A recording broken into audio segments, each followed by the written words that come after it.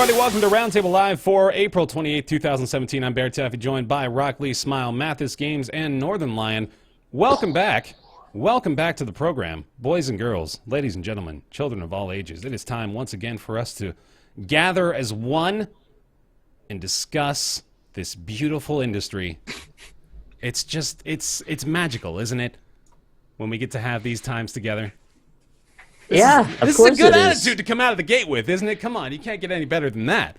It's pure fucking magic. It's like right. E3, except concentrated into each of us and our beautiful crystalline hearts. The topic for now is magic, and where we can find it within ourselves. Finally. I mean, I haven't played Amonkhet yet, but I hear that the new set is pretty good, and there's new masterpieces that look like they're Yu-Gi-Oh cards from the early 2000s, so like I'm pretty stoked about that. Did you play Yu-Gi-Oh, though? No. No? Okay. I did a little bit of Yu-Gi-Oh back in the day. I got into that. Did you play Yu-Gi-Oh at lunch in your high school cafeteria? In my junior high cafeteria. Say no more. I'm a little older. Come on now. On the docket today, we are going to be talking about video games. We're going to be talking about several video games, in fact. Starting off with Call of Duty World War II. That's right. We've completed the cycle. You didn't know we were in one, but now we do, thanks to this announcement. We also got Nintendo announcing the 2DS XL, along with some details about their projected Switch sales and their total sales so far. We are going to be talking Party Hard 2, along with Raw Data, the VR game. Persona 5, our initial impressions of it at least, scratching the surface of that monster. Outlast 2, both Nick and Mathis have got their paws into it. You really dug deep into that one, haven't you? I'm a rock. Mm-hmm. You're a bear. I don't have paws. Okay, sorry. What's a Mathis? Is that an animal or a rock? How many times you got that question? What's a Mathis? It's just a sad existence is what a Mathis is. And then right after Outlast 2, we got Little Nightmares, which was a little... Thank God you played that. Yeah, I'm glad, man. I am very happy I made that choice. We'll talk more about that near the tail end. Might be a little bit of a shorter show today, so just bear that in mind. There's another bear pun. There you go. Like, see, this is the way I operate 24/7. You can't expect me not to transfer that over to your persona as well. You live the brand. Somebody's got to do it. Mm-hmm. I got to embrace that shit. Speaking of living the brand... Madrinas. There you go. Hey. I know. What if video games are actually bad, though? Whoa! Let's start with this conversation. What if video games but bad? They might all be bad. I think that they might... The best video game ever is just better than all the bad video games. You know, we had another round of nominees for the Video Game Hall of Fame we could have talked about here. Really? That was some big-time stuff. Video Game Hall of Fame. Every time we have this conversation, that's the exact thing I hear you say. Yes, Wait, we've had this conversation before? 3 times! This is the 3rd time! It came into existence, like... while we were starting Roundtable. I remember this vividly. It was like one of the first episodes we did. We talked about the Video Game Hall of Fame, and then Mathis is over there like, Video Game Hall of Fame? What's that? Listen, you're talking to the same guy who, when playing Hollow Knight, every 10 seconds has to open his map and be like, wait, where am I going? Well, no, that's me too. So, I think that's just most Hollow no Knight memory. players. The Video Game Hall of Fame does have actually like a pretty difficult choice ahead of it here. They got to cut out some folks. I'll make it for them. Yeah, you want to do it? All right, let's just do this right now. Here's the thing, though, because like if they only bring in, they have like a suite of nominees, and then they only give it to like a few of them. Yeah. Shouldn't they just put in the ones that didn't get in last year, this year? I think that's like kind of what they're doing now. Like this is the point where they have to get all of the gimmies, right? And they've been doing that over the last couple of years. Year 1, they inducted things like Doom, and I think fucking the original Microsoft Pinball or some shit made it on there too. But then you got GTA 3 in last year, The Legend of Zelda last year, Oregon Trail last year. You know, you got a bunch of really no-brainer entries there as well. And for the finalists this year, you got stuff like Mortal Kombat, Final Fantasy VII, Microsoft Windows Solitaire. You got to get all those ones up there, too. Pokemon Red and Green, the original ones. Video Game Hall of Fame needs to include a card game that was made digital by Microsoft. Well, it's up to you to determine that. You got to vote for the finalist you think is the most I'm not qualified voting for that. and representative of your interests. Resident Evil, Portal even made it on there as a finalist, which is pretty impressive. So yeah, they got a good list. What about like Bridge? People really like Bridge. Has that been on any major game consoles lately? Oh, the game, the card game Bridge. I was based on the Snap Bridge. Yeah.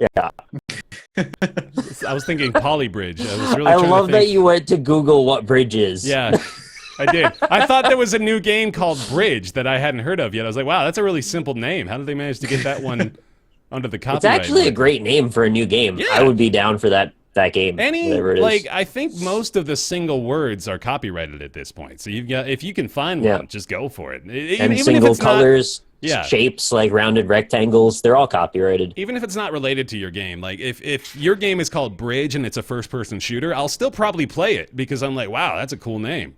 I gotta see what this is all about. That's just me, though. Is my opinion every year this sounds stupid? Usually. Our collective opinion every year is supposed to be who gives them the credibility to nominate these things. And then we It sounds like another video game award show. No, this actually happens every year. I come to the defense of the World Video Game Hall of Fame, the strong National Museum of Play, because I feel that they are sufficiently qualified to handle this responsibility. Personally, anyway. How did they get to that point? Well, go back and look at our last year's Roundtable episode about I should watch the videos. Yeah, you can hear all about why they're so well qualified to handle their task. Anyway. Can you go to this is in a museum. Yeah. The National Museum of Play. This is deja vu. So it's an exhibit. You're all taking the exact roles you took last year. Mathis doesn't know what it is. It's in upstate New York, Nick. Nick asks what their qualifications are, and Ryan asks if it's a real place. Okay, that's actually not super far away. I think it's a couple hours. You should go visit, man. Let me see what they got going on in here. Make a vlog. If you go to the website, there's Sonic. Sonic is just sort of hanging out on the website. He's giving you the thumbs up and go and come visit. He's always giving the thumbs up. Or he's pointing. He's arms crossed, pointing. He's got such an attitude is his thing. I pushed Control-Shift-T to try to bring up the Hall of Fame website, and it just brought up my Google for Bridge. Oh, Rochester's way further away than I thought. It's by Buffalo. I thought it was closer to me. It's like a 7-hour drive, actually. Wow. Oh, never mind. New York's very wide. Maybe by the time we talk about this story next year, you'll have visited the strong National Museum of Play. You know what would be awesome, though? Niagara Falls. Yeah. What if they actually just started? I get that they've got to build an exhibit here, sure, yeah. But let's spitball. What if they just started and they added 400 games to the Hall of Fame, and then every year they had to remove 5 until there was only 1 left? Reality show. Right. I can smell this. Pure distilled resin. Mm-hmm. I'm looking at it right now. They got Doom, Oregon Trail, Sims, Super Mario. Yeah. Tetris, Sonic, Pac-Man, GTA 3, Zelda, Pong, Space Invaders, World of Warcraft. And I'm like, you got to cut one. Who's going? I say Oregon Trail. Ooh, I don't know about that. You know, Zelda, Tetris, Oregon Trail. Those are my choices? There are 12 choices. Oh, okay. Doom. Yeah. You're going to cut go. Doom? No, hold on, wait. Oh, Let me finish the sentence saying Doom can't go. Doom That's like when go. Ryan Seacrest goes Clay. And then you're like, he had the best performance this week. There's no way. And he goes, you are not going home. You got to keep Doom and Tetris. I don't think you can really argue Pong those. should stay too. Pong probably has got to stay just on cultural value alone. Yeah. Mm-hmm. Space Invaders might get the cut for me. It might get the axe. It was about as culturally influential as Pong in another way. True. I want to say that you're right, that it probably should be cut, but I don't think I can do it. Well, you can't cut. There's a couple of these that you can't cut. Yeah. You can't cut Super Mario Brothers. Let me give you the visual here, Chad. Hold on. No, you definitely can't cut. You can't cut SMB. That's not. I don't think you can cut Pong, Space Invaders, or Pac-Man. As much as I don't want to say this, don't say Tetris. It might be Sonic the Hedgehog. Thank you. Oh yeah, okay. Yeah, I can agree with that. It's sort of just Because Sonic is just different not that Mario. good in general. Like that's a broad generalization for Sonic the Hedgehog, but like in the context of the video game Hall of Fame, it is kind of just like a different Mario. Whereas the rest of the entries here, they all sort of, embody a certain element of gaming history to a certain extent anyway. Well, the thing about it, though, in my opinion, is you've got the classic paradigm of Mario versus Sonic. Mm-hmm. We grew up with that rivalry between Nintendo and Sega, and that was the two mascots. So I feel like if you cut one and not the other, you come up with this weird sort of uneven look at the world. Mm-hmm. That's fair. But Mario's good, though. Sonic is good, well, too. I mean, I'm not making the argument that it isn't. Sonic I'm not saying fine. Sonic's not good either. It's just not... It's not as big a deal. We can't axe World of Warcraft. I think it's too significant. Yeah, WoW did a lot of things for just the online gaming industry. Mm-hmm. Well, a lot of people are saying in chat, they're saying GTA 3, but like that dominated video games for like 10 years. It was for 10 years, everyone was just trying to make a better GTA 3. Yeah. I haven't heard any that would be the obvious cut so far. Which is pretty indicative of the fact that they've done a fairly good job here, I'd say, right? The World Video Game Hall of Fame. I kind of think the Oregon Trail is sort of just like it's up there because it was on school computers. Like that's the Microsoft Solitaire of the first 12, I think, is that like the Carmen game Sandiego. Yeah, exactly. I mean, I would put that there instead, but like Oregon Trail's like fine, but it's not. I don't think it's as classic or influential as these. Yeah. People are saying Sims, but I think Sims is still you can't too count Sims. significant. No way. I think Sims was huge. Sims was. People are just either too young or don't remember how insanely huge Sims was and what Sims did for the industry. Sims had moms playing PC games, like back in what was that, 2001?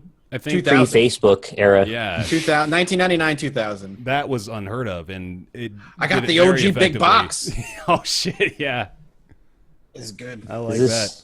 This is what you've become now. You just have all the boxes for all the computer games. I get like a handful a month. I grab like 5 big box. Wait, you're not even gonna shove it in my face? This guy's the one that accused you, and I've got 200,000 PS2 games. Oh, I didn't even think that. Yeah, go fuck yourself, Nick. All right, you know what? I'm gonna vote right now. Okay, go for it. There's Donkey Kong, Final Fantasy VII, Halo Combat Evolved, Microsoft Windows Solitaire, Mortal Kombat Mist, Pokemon Red and Green, Portal, Resident Evil, Street Fighter 2, Tomb Raider, Wii Sports. You only get one. I mean, you only get one. I know. So I'm thinking. Let me go through my reasoning. Donkey Kong, it's not that should good. just be out. Yeah. You want to knock it out? Let's knock it out. Donkey Kong's cut. All right. Goodbye, I'm gonna Donkey skip. Kong. Donkey Kong, like it's not that good. The movie's better. Microsoft Windows Solitaire, it's a hipster choice. Get out of there. But then everything else, I think, like has where's a like chance. 3D pinball from the Windows 3.1 era, whatever it was. You got to go Pokemon Red and Green. I'm pretty. I think sure it has a case. I'm pretty it's sure got that's a case. the answer. Like it's got the cultural importance. It's got the sales. It's got like the actual good game mechanics behind it, and it's Pokemon. Like plenty of other arguments to make here, but that I think may stand head and shoulders above the competition for this round. I'd vote Pokemon if it was Pokemon Go. Well, like, there's some problems, right? Like, I sort of feel like for the era, Resident Evil and Tomb Raider are like the same game. Like they steal each other's votes in this situation, and like Mortal Kombat and Street Fighter 2 steal each other's votes. Halo also, I don't think, while it may be a later down the road entry, I don't think it really has as much of an argument as several of the other listed here. I disagree, but I also think they already got Doom in there. That was what I was thinking too. Yeah, does Halo need to be in there this year? That actually was my same thought. I'm like, they have Doom. Why do they need it? Why do they need Halo? I mean, I get what Halo did for the console first-person shooter. Yeah, Halo launched the Xbox and was one of the most successful FPSs of the last decade, and that is like it's a big pedigree, but they're not The last decade? the last couple decades. Well, not the last decade, huh? No, that's what am I thinking? Yeah, that's not. No. I'm back in 16-year-old Bear trying to talk about Halo 2's success. Just turn a phrase, really. Yeah. I think that Halo is specifically a culmination of the right time and the right technology more than that game itself did anything in particular that was that amazing. Yeah. It happened to turn into something good, but I think it was just sort of a fluke that it worked out as well as it did. 'Cause it was really all about how do we take the GoldenEye idea to the next level? Give it internet. What do people like? Give them Space Marines. So it's like let Doom. them free aim. Yeah, it's like Doom with free aim. Halo was not even originally going to be an FPS. It was going to be like It was going to be an RTS on Mac. Yeah, exactly. Yeah. I remember seeing those screenshots. It's like the culmination of Marathon. It was Bungie's old FPS that they just decided to kind of update and had even several weapon overlaps and everything. There's a bunch to it that's very much like Marathon. Yeah. So in that respect, I was on board because I love Marathon. But I don't know if it hit the nail as hard as the others. I think Pokemon is probably your strongest go. Wait, I just realized something. Weren't we going to do something else on the docket? How did we get here? Oh, yeah, I mean, we'll get there. Okay. Where's your vote going, Ryan? I don't know. Like, Why isn't Hollow Knight on there? don't even get me started. Oh. It depends on whether it's about quality, significance, or some composite factor of all of them. Like, 'cause I actually think like Final Fantasy VII is worse than it is significant, but it's extremely significant.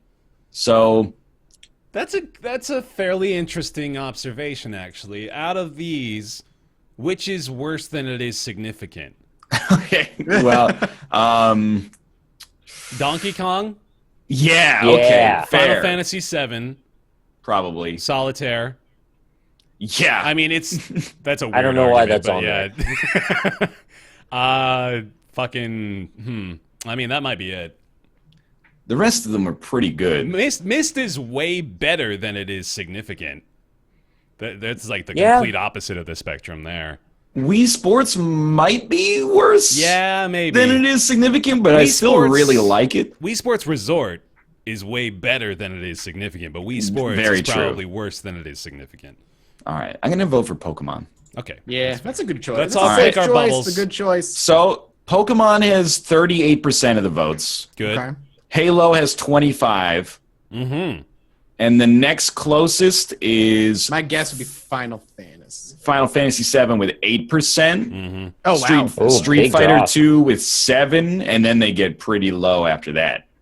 The lowest is the original Tomb Raider with Yeah, fair enough. 1.48%. Also, I got an issue, a correction here. I forgot that Halo 1 didn't have online. It was just LAN Correct. play at the time. It wasn't until Halo 2 that they added that in because Xbox Oh, Live wasn't I a got some thing at the great launch. LAN party memories with Halo, though. Well, actually, you could play Halo online. You just had to use Go through Xbox your Connect. computer or whatever. Yeah. Right. Use Xbox Connect to give like some forum Make a tunnel. in Dusseldorf Yeah. like access to your network, and then Yep. I My actually remember that. my bachelor party was a big Halo 1 LAN. We did it That's awesome. in like a so my friend's girlfriend at the time was working for this food processing plant, and they had a whole like Glamorous. first floor Mm-hmm. of this warehouse that they emptied out for us. Not like a first floor, but like a big room in the warehouse, and we filled it with Stinky Men consoles and CRT TVs, and oh man, that was a fucking Dude. treat. CRT TVs Oh, are yeah, the worst thing. But they're great for Halo 1 LANs. They're perfect for that. They do a much better job, actually. I had to get rid of some garbage, and there were two CRT TVs, and they were so heavy. Yeah. They're so heavy. Not fun to move around, but they're great to use. How do you bring those to a LAN party? One You time. have to rent a van? You do it once, and then you never do it again, because you learned your lesson. Jeez, flat panel monitors did the world a huge favor. Definitely. Every day I want to wake up and say thank you for flat panel monitors. and like the internet. also. Well, to a lesser extent. Secondarily, maybe. Yeah, mostly flat panel monitors did the world just all the solutions it needed. Hey, everybody. Hi. Call of Duty World War II is here. It's about time. I've been waiting for Call of Duty to tackle World War II. It was a matter of time when we saw Battlefield do World War I for Call of Duty to go back to World War II. True. It was a matter of time. Hey, I'm okay with it. It was gonna happen. It's a cycle. I remember the era of video games in the PS2 time where every shooter was a World War II shooter, and that's all you ever had. Yep. And it got so sick. And then Modern Warfare came around. It was like, oh my god, we can do like first-person shooters in the modern time, and it can be good. And then that's all we got. And then it's like they dabbled in like near future stuff. People are just like, no, they really they just sort of went with a completely linear progression along the timeline. They went from the old school war shooters, which is more or less where they started, and then started going more and more modern until it was literally Modern Warfare, and then Modern Warfare 2. Wait. We went into kind of the spectral realm a little bit with Ghosts. That was a weird little trip we went on. And then right on into the future. No, actually not right on into the future, gradually into the future with Advanced Warfare. So not modern anymore. Now we're looking at like 10, 20 years down the road. And then we just sort of got plummeted into space. And no one was ready for that. I think that's where they went wrong. They went into Advanced Warfare and then right into Infinite Warfare. We got a lot of leeway between those two places that we didn't explore yet. I thought you just blew my mind for real, and that I never realized until today that every single Call of Duty takes place slightly ahead of the others. Well, it's not true, because Black Ops went back. What's the second part? Black Ops went back Ops. Yeah, because it was like Modern Warfare 2 and 3, and then Black Ops, which was like back to the 60s. But then didn't Black Ops 2 go like 2020s? The whole thing was a freaking hallucination, so I don't know. That's true. Yeah, I forgot. That's true. I actually enjoyed. I remember enjoying the single player campaign of Black Ops. I thought the story was kind of cool. Mm-hmm. I mean, bring on World War II. Eventually, like zombies are going to be cool again in like 20 years. Yeah, so sure. I mean, they're still. Have they stopped being cool now? Cool. I think zombies have gotten are beyond. Zombies are out. Zeds are in. What about freakers? We've just run out of like wars that are really interesting from a gameplay perspective. I think. Yeah. It's like, we've done them all. Yeah. Or at least they're not meaningfully different enough to be like interesting. So. How about Call of Duty drone warfare? No boots on the ground. You just see black and white images of things exploding. Well, that's just battle bots, right? Oh. We already it's have more that. like Snowden. Yeah, I guess so. I just I feel like if you work in the industry making first-person shooters, there must come a time where you're like, done it all. What do we do? Like, we've been having the same discussion for like, I don't know, at least as long as I've been like cognizant of the quote-unquote discourse. People have been like, why don't they make like a Civil War FPS? Yeah. And then they can't because the guns don't load fast enough, or like and then stop fucking World War I Battlefield. But apparently, like they did a really good job with that. But then at some point, you're just playing the same mechanics in like a different universe, right? So yeah, and that's why I don't actually care at all about Call of Duty World War II. It's not like I don't care how it fits into the overarching narrative of like now World War II games are back. I find it to be a more interesting setting because it's real, I guess, but it's still you're still like, probably doing the same Call of Duty stuff. When are we going to go to like Turok and go back and fight dinosaurs? But doesn't matter, I guess. Is like as always, I'm just being insufferable because that's who I am apparently. But just shooting different enemies is something that I'm over. Like, in this one, they're going to have the World War II helmets instead of an exosuit. Like, I don't care if I still have to go, like, click, plus 50 points or something. But I need, like a transformative first-person shooter. What if the transformative idea is you play as the spirits of all the dead soldiers on the battlefield fighting each other in the afterlife? Are you still going, click, and then now you're getting a kill streak? Now you're going, click, ooh. No. Wisp of smoke comes You out have of the to gun. hack their souls to suck their memories out and make them part of your own, to try and form a hive mind of warfare. And then at the end, you take the role of a single soldier named Clive Owens, who shoots the nest to death, and he sucks all the souls back into the NetherRealm Studios. Call of Duty Hive Mind Warfare. Yeah. Yeah. All right, let's do You know it. what they should make it so that the H looks like a CL, so that it's like it's not just Hive Mind, it's also Clive Mind because of the guy's name. Clive Mind! Oh, there it is. I would Red play Rum. that game. But you know, like as much flack as Battlegrounds gets and like deserves to get, Battlefield or Battlegrounds? Battlegrounds. Okay. The reason I like it is not that the shooting mechanics or the driving mechanics or even just like getting into a car are good. It's because it recontextualizes first-person shooters better than H1Z1 did, basically. So that instead of just like spawning in and you're like, okay, you shoot each other for 10 minutes, there's like, it's a different game mode that feels fresh for like the first time since Zombies or something like that. So it's not the Battlegrounds I fully accept is a game that is on a mechanical level fairly bad a lot of the time, but it's fresh. It's like the third game in this genre. So it's got like, it's still in its infancy, but I'm like, just changing the setting of like a Call of Duty game doesn't appeal to me that much. Here's a thought that I've been toying around with since I even saw this trailer. It's funny to think about going in the cycle, you know, and like actually just repeating from this point on of just getting the different newer iterations of the places we've already been and experiencing the updated version, right? But is it maybe like it might be time for the update? At least for this setting. Like this particular setting, I think, is one that folks are willing to come back to just because it's, you know, likely the most significant war in human history. And it's very interesting in a lot of different ways. And there are a lot of different ways to approach it because there's a lot of different stories within World War II. So I think this is like, it's just a sort of special exception where because technology has advanced to the point where now a game like this is going to be considerably different compared to the last Call of Duty set in World War II. I think it's sort of justified now, at least a lot more than it would have been like 5 years ago. So what I hope they do then, because like mechanically, I think Ryan's right. There's not much they can do mechanically to make it interesting anymore because you're kind of playing the same game as every other first-person shooter lately.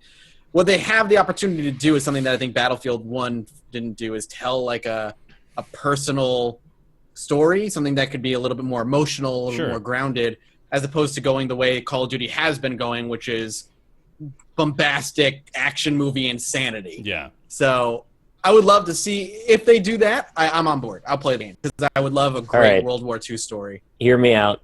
Sure. You play as the grieving widow. Oh God, here we go. What is this face? They hire David Cage, right, to Activision, and you play as the grieving widow who has to raise her daughter without a father.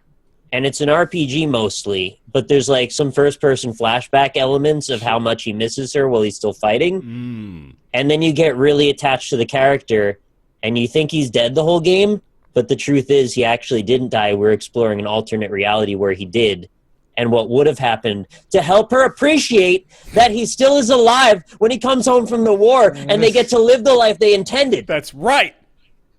It's magic.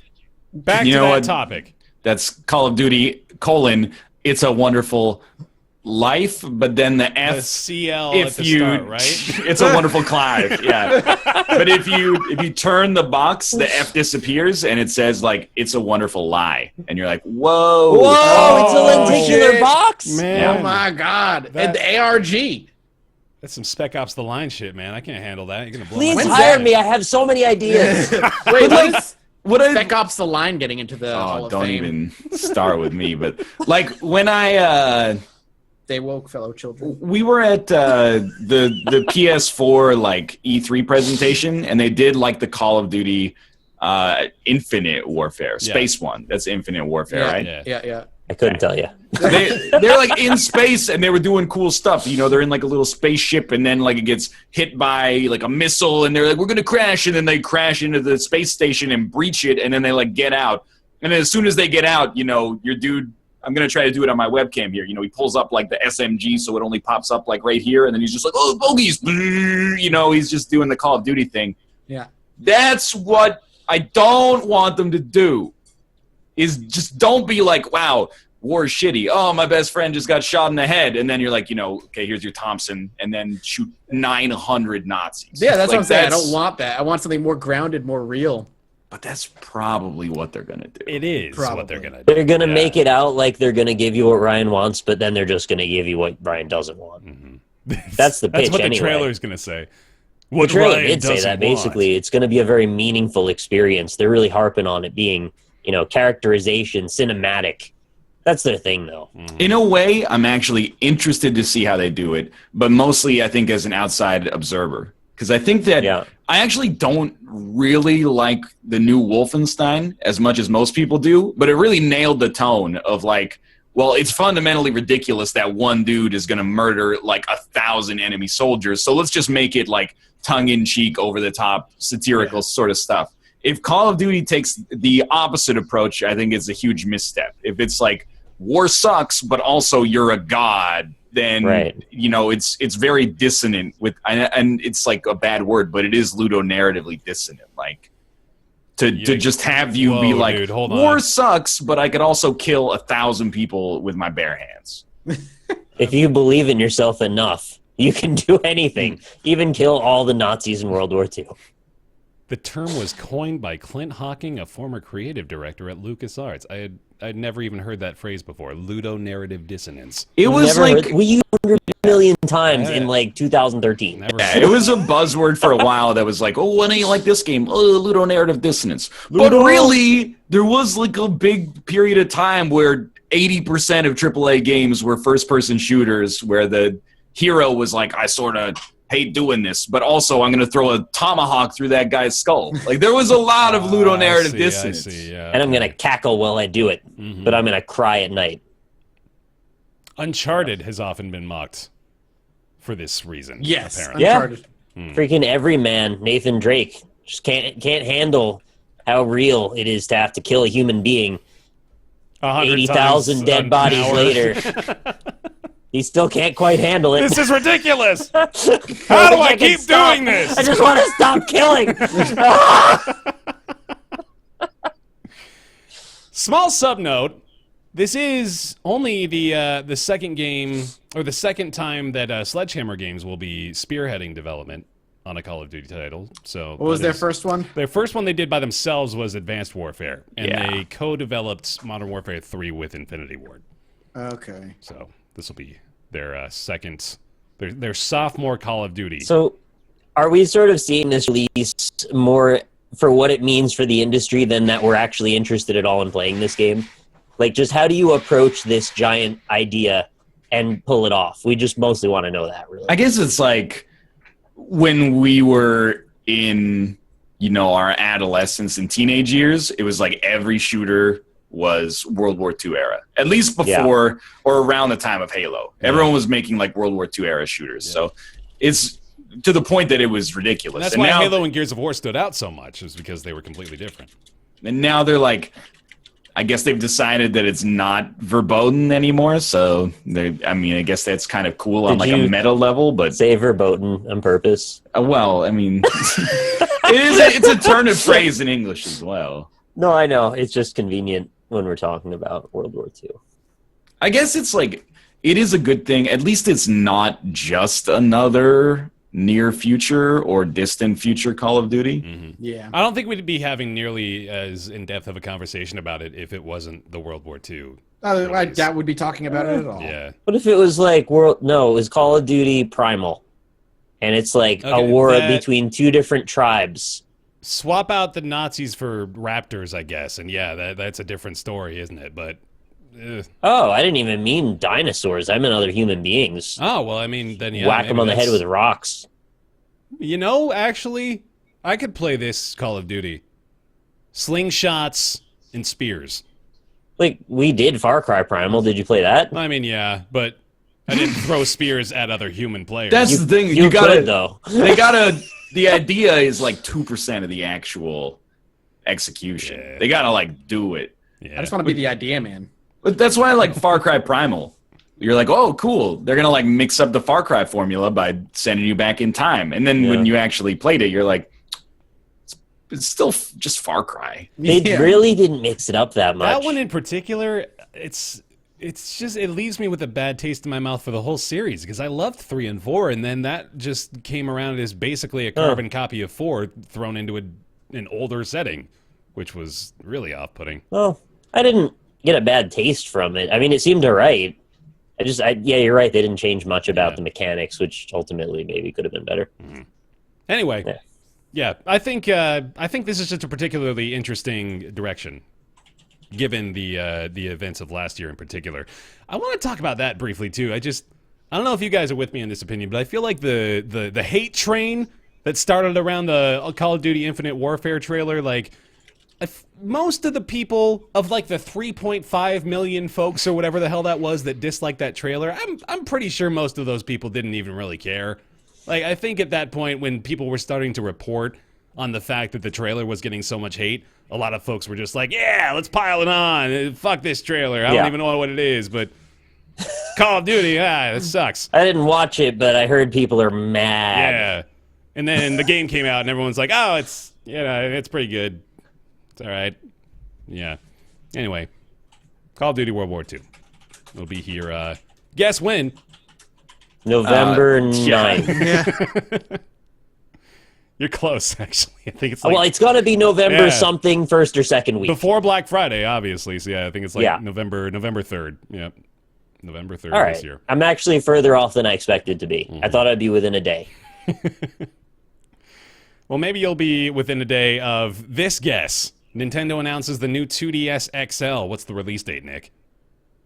2DS XL. That's a fall move. That's going to be October 15th. Oh, man. July 28th. What, who's gaming games in July? Who games in July? Stupid video games. Just because the Switch can go places doesn't mean Nintendo is done announcing mobile hardware. Meet the new 2DS XL. Going to be out in July 28th. Also known, Sorry, go ahead. does it say also known as just the DS? Just the DS. It's going to be out on July 28th. Retail for $150. Pretty much, it's a new 3DS XL without the 3D. Which is what everything should have been in the first place. I know we're gonna get deeper into like the actual announcement and what the technical specs and what does this mean for the industry, but can we talk about the fact that they have the 3DS? Yep. And then they wanted to make a simplified 3DS, so they made a 2DS. No, okay, this is exactly what I want to talk about. Please. And then they wanted to make the 2DS bigger, so they call it a 2DS XL. Well, because they already have the new 3DS XL. Well, I mean, I'm aware. So, like, you know, because you probably have like one of every one. So on the 3DS line, you have a 3DS, 3DS XL, 2DS, and 2DS XL. And then you have a new Nintendo 3DS and a new 3DS XL. Which are all the same. Yeah. I mean, they play the same games, at least. One has a C stick. A couple of them can play Isaac. That is true. Like, I even know all of the names of these things and paid very close attention to their releases, and I'm now having trouble remembering which one is what. I got it wrong in the moment. It's not even just a 2DS XL. It's a new 2DS XL. Oh, I didn't catch you either. There's 2DS XL and new 2DS XL. I don't know. Is there 2DS XL? 2DS XL doesn't exist. I think it's just the XL. Wait, 2DS regular doesn't exist. Is it new? New. Or is it new? New 2DS does not exist. Only new 2DS XL exists. I believe that's correct. I brain flooded myself so hard. Because I remember the 2DS didn't actually like snap close. Right. It was just like it was like just a awkward. tablet almost. Yeah, it was like a awkward. doorstop. It looked like the end of an axe. Yeah, it looked stupid. Yeah. Like a wedge. Why is Nintendo garbage at naming their shit? You can't use the word new ever for a piece of hardware. You can't name it that. It's so confusing after like 1 year. And then it's still the name, is the new 3DS XL. It's called like the 2DS Pro. Yeah. Done. Done. Easy. Just call it anything else that doesn't have the same fucking name in it.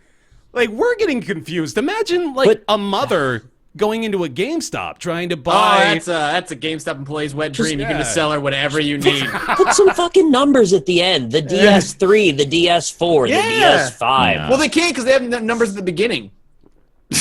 Put the numbers at the end and the beginning. Can I get one of those 2DS2s? You get a little bit of that 3D, Can I get 3D. new 3DS XL 3.2 Pro, It's please? actually going to be like me going into a hardware store, you know, and you're Yeah. like, I need some screws. And they, what kind of screws do you need? A 3 1/4, 8 1/11 inch? And I'm like, they're kind of like this big, and I need them to go through wood.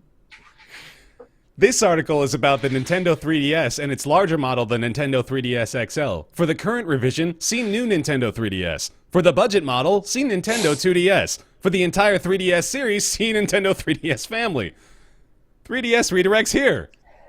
I mean, that's too much. They need to hand out a pamphlet to anyone that wants to buy them. This is a genuine question, though. But I need to think about how to phrase it. Okay. But I want to be clear because it's going to sound like a joke that I'm actually asking an honest question I want an answer for. That sounds demanding, but let's just get on with it. We got enough prefaces. We're good. What is the selling point of the new 2DS XL? What is the selling point of the new 2DS XL? As in, why is it advantageous to own a new 2DS XL instead of the original 3DS or 3DS XL?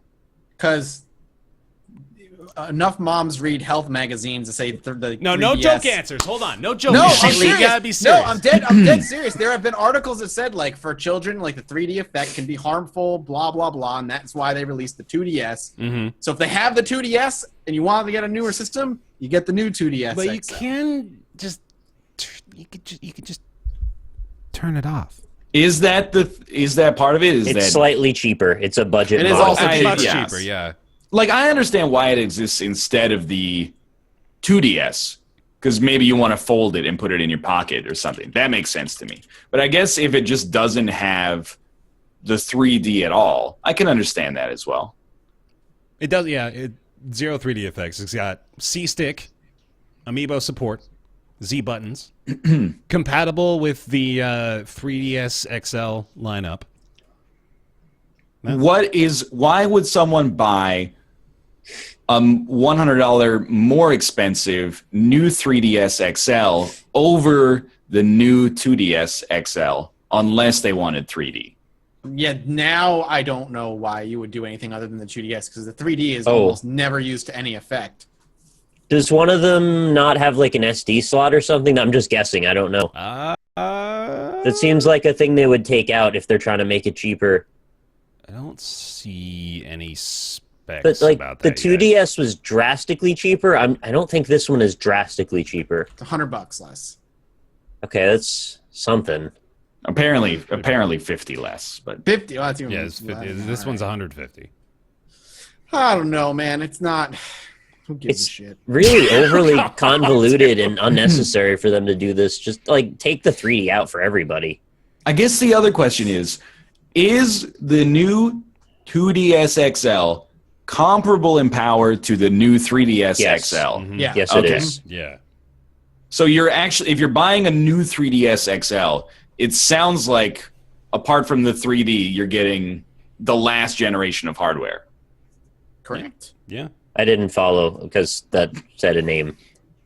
If you want to buy the best 3DS console, you actually want to buy the new 2DS XL. Yeah, because you don't have to worry about 3D.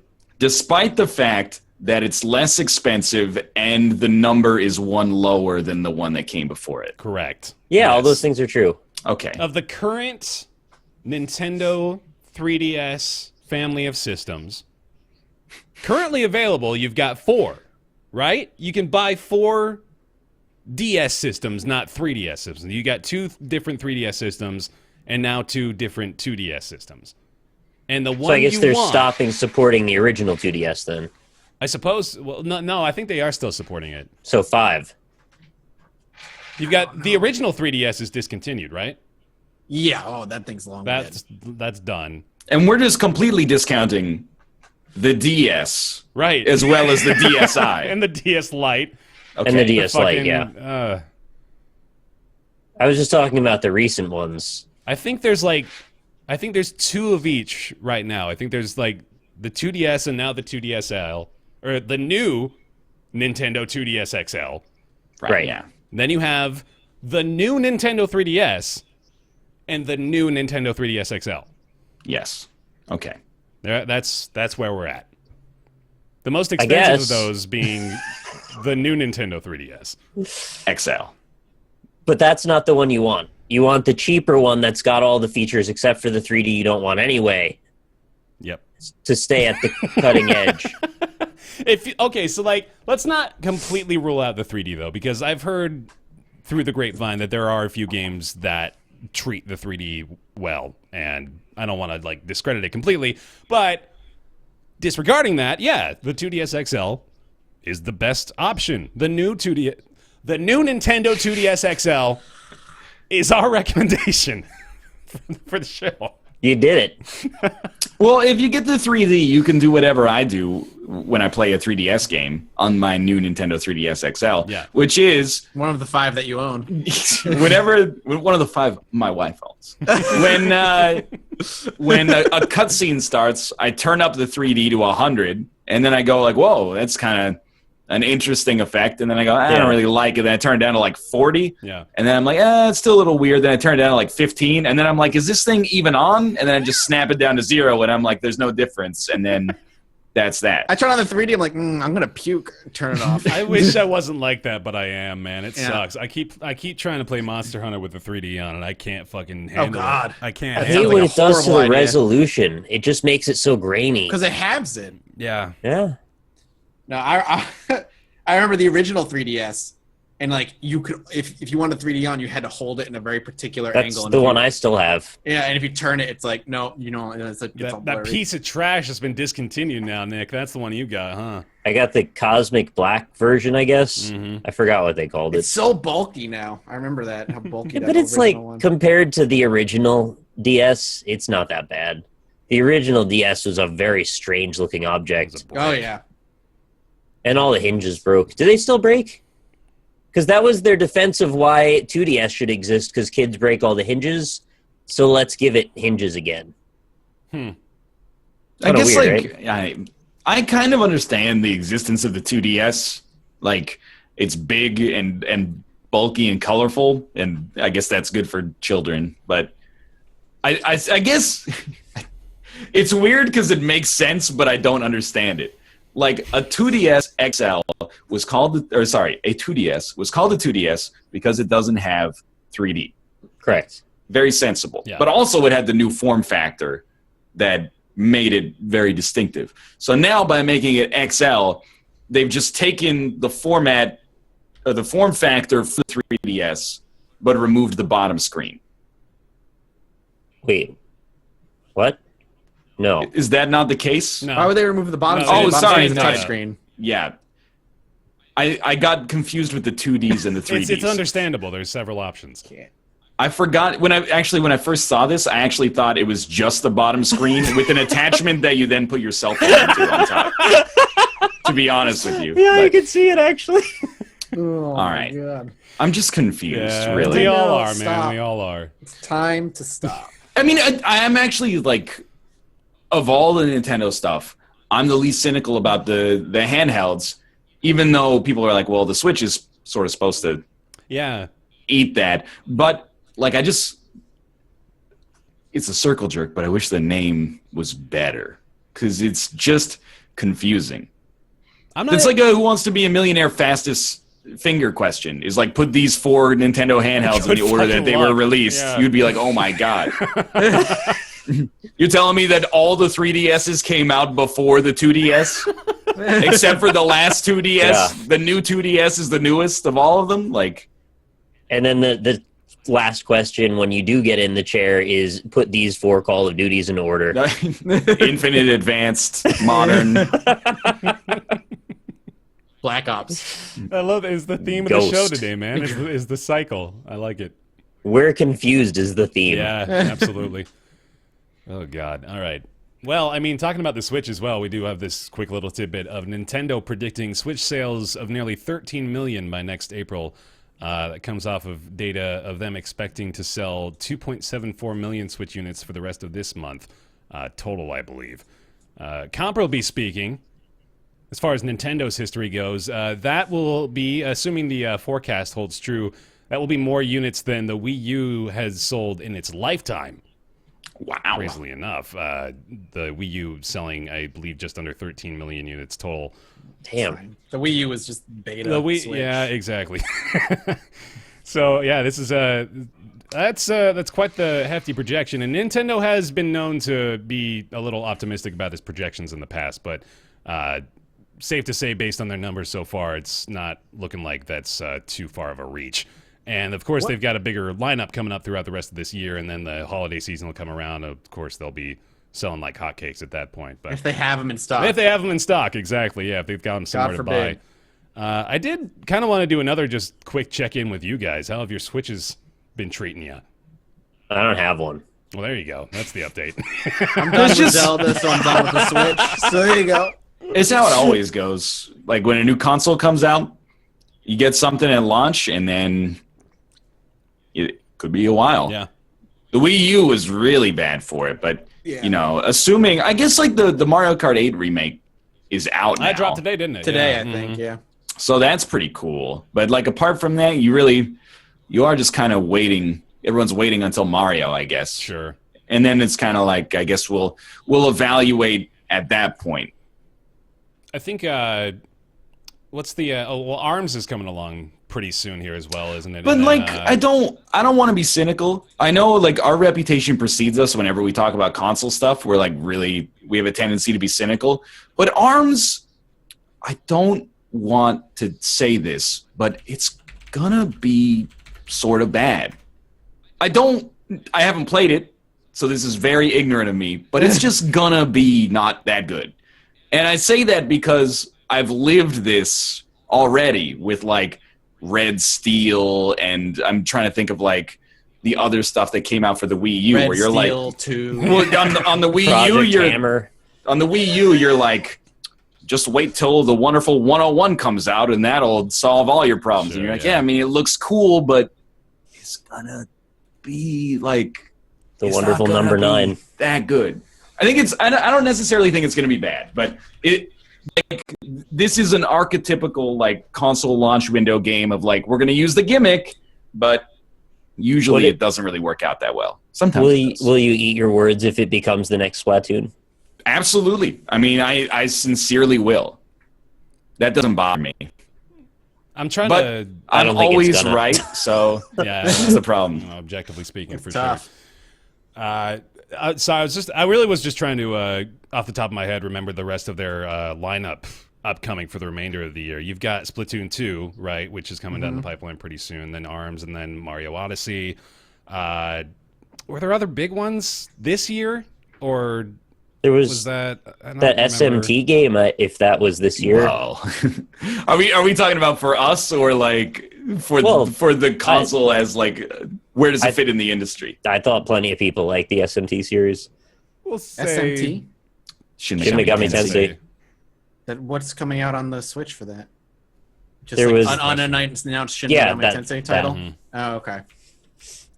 Yep. I don't know. I think the bigger news is, for some reason, 1-2 Switch almost sold 1 million copies, and I don't know.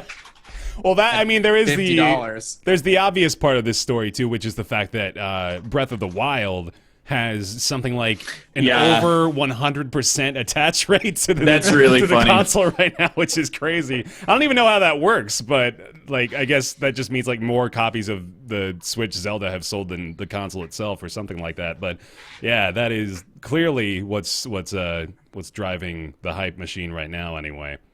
to be like more bullish than usual, I actually think if Splatoon 2 and Mario are good, then the console will probably be fine. Mm-hmm.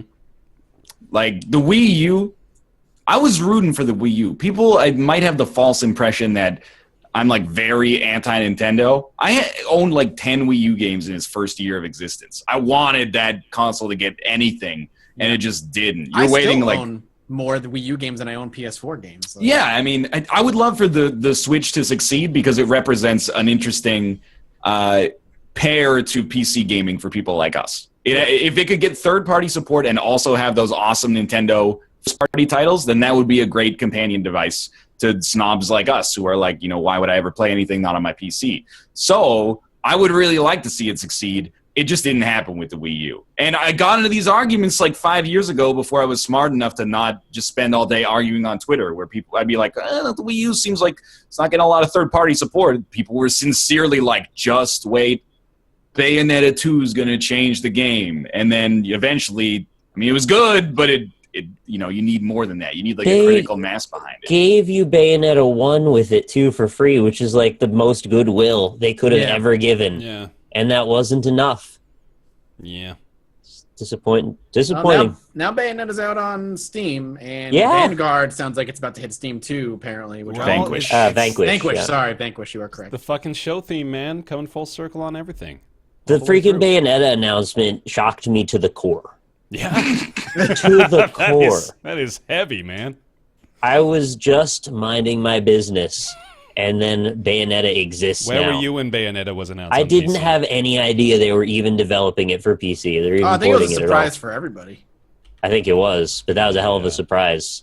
For sure. So well Agreed. played. You got me. Have the switches bent anymore since we last discussed? I don't know if it's bent anymore. It has started its little curvature for myself, but it's not. Yeah. It hasn't affected the way the system works. I will say, to the Switch's credit, what I just because it's a unique situation to us, really. But when I went to LA, like bringing the Switch and just hooking it up to the TV and having like a night after like playing and doing all the tournaments, just chill in bed and play Zelda like on the TV, just that easy was really nice. That was really nice.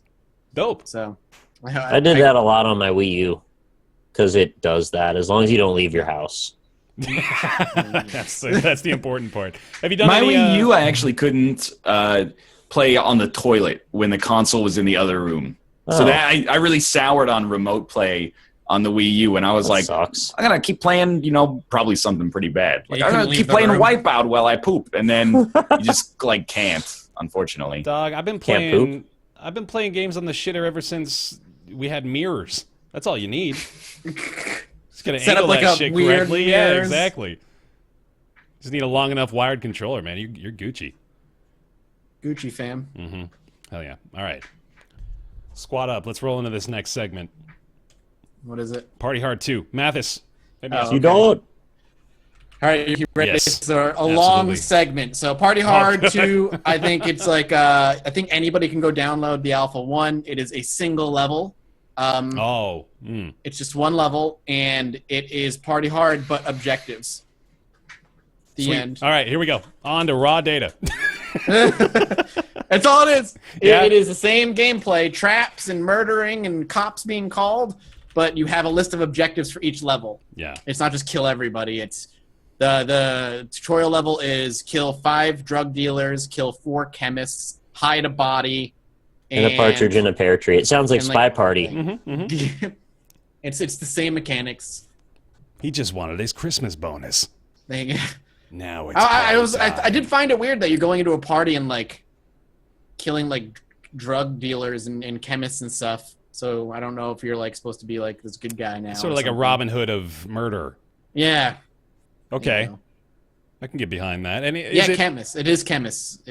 Chat. It's Mm-hmm. just that's what it says on the objective. It's a bunch of dudes in like white hazmat suits, like off in the garage of where they're having a party making drugs. Hell yeah.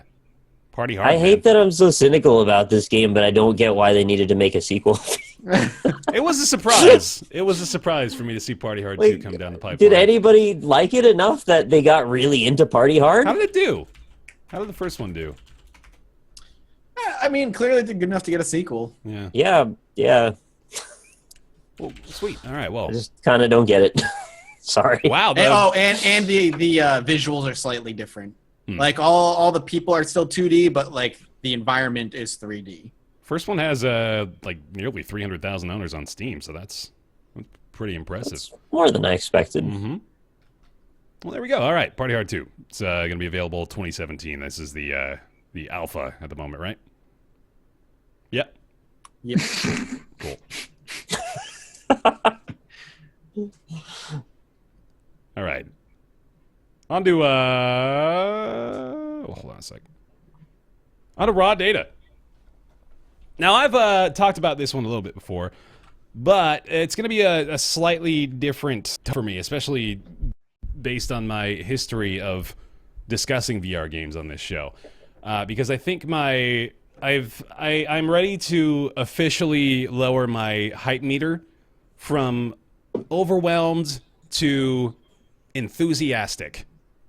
So I'm still up there. You just went from like a Bear to a Mathis. I'm glad that Mathis is up there right next to me on the hype scale. That makes me feel good for him. I don't know. First thing that jumped into my head. You're excited about VR games now, according to me. Yeah. Well, Sorry, go ahead. I am. I think VR has a lot of potential. Yeah. But continue. And I do too. And I definitely see that potential playing raw data. Now, I've talked about this game before on the show, actually. It was a few months ago. I only had like a brief experience with it. Now I've gone a little bit more in depth into it. They're nearly finished with the majority of the content. It sounds like they've got like a couple missions in the works and maybe a new character or two as well. But they've got pretty much the core of it finished up. And the first thing I realized booting it up again after having not played it for a while is that it looked a lot worse for some reason. Then I realized immediately after that there were graphics settings now and changes had been made to the menus. So I went in there and I adjusted those, and it looks really good once you adjust the settings properly, actually. So that was a pleasant surprise. It really looked visually impressive, even in like, you know, lower res VR. It was like, wow, this is one of the better looking representations of arms and countertops that I've seen so far. Sweet. But yeah, so as far as the actual gameplay is concerned, it's just combat more or less. You have like these enclosed areas where these cyborg robots will come storming at you from out of, you know, like encasements and stuff. And there's a doorway that'll open up, and more of them will come through there as well. And you have more or less free range of movement around this room, so you can teleport from point to point. And you can also interact with enemies through your teleport, which is a pretty cool function. So, for example, if you're playing as the ninja guy, you can teleport and keep your sword to your side, and as you're moving forward in the teleport, your sword will cut through anything in your path. So if you teleport like from one side of the enemy to the other, you'll just like cut right through them, and that's pretty awesome, especially when Isn't that exactly the opposite of what a teleport is? I guess so. Think about it. The sword should jump from point A to point B, I guess but it so. stays. Fine, yeah. It sounds less like a teleport and more like you're moving at high speed. You're It's right. a dash. It's a warp then. Is that Sorry better? to be pedantic. It just struck me. Sorry, man. Fuck. So it's a warp dash. You cut enemies in half with. It's fun. And the new character they added, actually, his name is Boss. You either use this big old shotgun, which it's kind of funny actually to change characters in there, because you'll be playing as this ninja and you're really nimble and smaller, and you can look at your arms and you see they're a lot skinnier and you feel lower to the ground even. And then you change to this guy named Boss, and he's this big bulky dude with a huge shotgun, and he like feels different. And of course, you know, the arms are much bigger and different as well, and that is reflected in the gameplay, which is pretty dope. But yeah, like just playing that, taking that big old thing out, lugging it around, and moving very slow and lumbery is, you know, like it's a new experience that's cool. But as far as my takeaway now, I was impressed with what I saw, but I think, like I said, my enthusiasm overall for it has like lowered, just because I realize now that while I think this game is awesome and a lot of fun, I can't really enjoy it properly with the current hardware limitations. And I think that's going to be, you know, pretty much the same story for a lot of games like this that are mostly combat focused, because while it is really unique and interesting to cut through waves of enemies in a VR space, like it's fucking awesome, you know? Like, it is the future. It's those video games that we watched in sci-fi movies where these kids would put on a headset and go cut robots in half. It didn't look like anything was happening, but it was really there. Like, I love that that's what I'm doing now. But I think it needs to be wireless.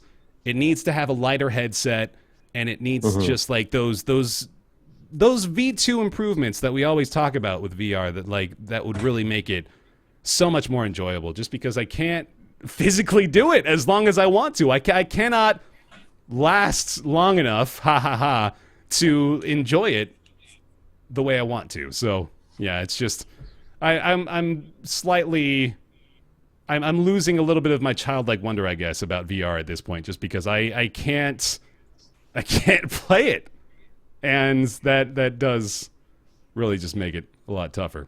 You know what else makes things tougher is every member of your show fucking with you for an entire segment while you attempt to explain your thoughts on a subject, but we won't get into that. But Raw Data is still currently in early access. It's $40 on Steam. I am still enthusiastic, as I mentioned, but it's gonna need to, the hardware itself is gonna need to improve significantly before I can really strongly recommend experiences in games like this. All right, I'm done. Can this just be like our new uniform for VR segment? Yeah, that's fine. You can do that. Whoa! What do you see? It's like I'm really on the Roundtable podcast. And you're all extremely orange. That's dope. I look up and I just see the underside of a mushroom. And then there's Forrest Gump playing over there. Oh, look, it's a bunch of condescending assholes. Oh, that's cool. He's got us booted up. That's So right. when you press the trigger, it really shoots a gun in your hand and it rumbles like it's real. I don't understand how you as a human being can like watch sci-fi movies when you're 10 years old, and then 15 years later in real life, those actual things are in my fucking living room, and you don't even care. A little bit less. Most of the movies that have like a segment where they put on a headset and fight cyborgs are like bad, and then the games that they emulate that are also not that good. There's no even like little bit of J. Smith OTI in your brain still that's just blown away by the wonder of it all. No. When I play Space Pirate Trainer and then like I use the shield to deflect the laser into the turret, I'm like, that's incredible. Yeah. And then when you do it like twice, you're like, all right, you can do that now. Like it's just it needs more of the substantial stuff than just the novelty right now. I think like I'm still glowing about just being able to do it. So maybe like I'm de-escalating down the scale, but I think it's still going to be a little while until I'm at that level. But you know, I hope that one day it's like you're like the dude who's still into Pong. Because when we look at Pong from a later perspective, we're like, it's significant, but it's like really boring. It's like extremely boring as far as games go. And when you look at that, that's like embryonic compared to what we have now. Yeah. So I hope one day there's like amazing VR games, and then you're the guy who's like, well, back in the day, I really liked the one where, you know, you have like your hands look like animal paws and like you can scratch things. Like, I hope you're that guy. Bear Simulator VR. And I hope that it's not like The Road, where instead that was like the height of VR and then it fell off. And then everybody is like, remember when we had the paws? Those were the days. I don't want to put myself on the pedestal too much, but if there aren't people like me, I don't think we get to the point of experiencing better VR games, because there's already too few folks who are even buying VR right now. Honestly, if they wanted to encourage this industry, they should have made hoverboards, not this bullshit automatic scooter. Whatever the fuck those are. They're an abomination unto God. I'm just glad that... It's called a hoverboard. She doesn't even hover. I'm just glad that we can all talk to each other. That's really what I'm happy about. Well, I mean, the VR thing is like, it's a catch-22, right? How so? You're like, well, if you're thinking about buying VR stuff right now, you're like, why would I pay $800 or more to get hooked up for it unless there's a killer app? But if you're developing and you have the resources maybe to make an amazing game, you're like, why am I going to make an amazing game when there's only like 300,000 people that even own this stuff? Yeah. You know, it's going to take you're going to have to get a Zelda install rate to actually make money on this thing. Mm-hmm. So you're kind of at we need the U.S. Treasury to print like $1 billion and then just give it to Gabe Newell. A few AAA developers and be like, just make something great and then like seed the industry, Prometheus the industry. I mean, what you're saying is probably what Valve is just doing with their own money. They're seeding the VR space because I think you're right. Got an image of Gabe Newell falling into a waterfall. Sorry. I genuinely believe that's what's happening because it makes sense from Steam or from Valve's perspective as well to do that because, you know, it's their product. So, yeah, I'm pretty sure that'll be taking place. Anyway. But is it though? Yeah. No, I think it is. I think that Steam, or not Steam, but like I think Valve knows they have that responsibility. And like, why else would they be making 3 full-fledged VR games? Like, because they know that they have to plant the seeds to make this work. And the onus is on them not only to do that, but to convince other developers that it's possible. No, we've done that already. Didn't you see they had an Oculus tech demo and there's like this big robot and it like peeks at you through some trees. And that was basically the coolest shit anyone's ever done in anything. But remember when he had the headset on and somebody threw the controller to him, he caught it. It's the it is actually pretty badass to have the touch controllers and like juggle. Yeah. That's a thing that I didn't think I could ever do or see. It's fucking incredible. Anyway. And it just feels right. It is incredible. Anyway. No. Because it is, but it's incredible on like a technological level. In the same way, like I have a friend who works at a startup that is going to be sending like tiny satellites to space that can actually like perform their own automated science experiments. That's cool. That's incredible. Mm-hmm. It's like unbelievably complex, but at the same time, it doesn't help me. Directly, at least. So, like, this being able to juggle in virtual reality, when I'm doing it, I'm like, wow, it's amazing. Like, how do they, on a programming level, how do they do this? It's like you're programming in 4 dimensions almost. From a technical standpoint and engineering, how did they build this? Like, I didn't even know, like, half of this stuff exists. What's up with these? Why does the Vive controller have these circular things at the top? Like, I wonder what those are good for. What are those good for? I'm not thinking, like, I'm juggling. You know? I'm actually, like... I'm just in awe of it from a scientific level. What is that? I think it's for easier tracking. Yeah. They got all over the place. It probably can send reflected light through the hole to see if your finger's depressing the trigger or not. Or is that just a completely stupid thing? When you push the trigger, it sends a signal to the computer, I'm pretty sure. Uh-huh. I just wanted there to be a reason for it to work that way, I guess. Yeah, we all do. All right. Yeah. Wait, so why is VR bad? They just there hasn't been the game. Full stop. Raw data is not the game either.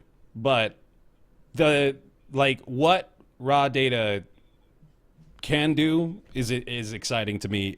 And is now like the point I'm trying to make is that the hardware needs to get better to facilitate the software getting better.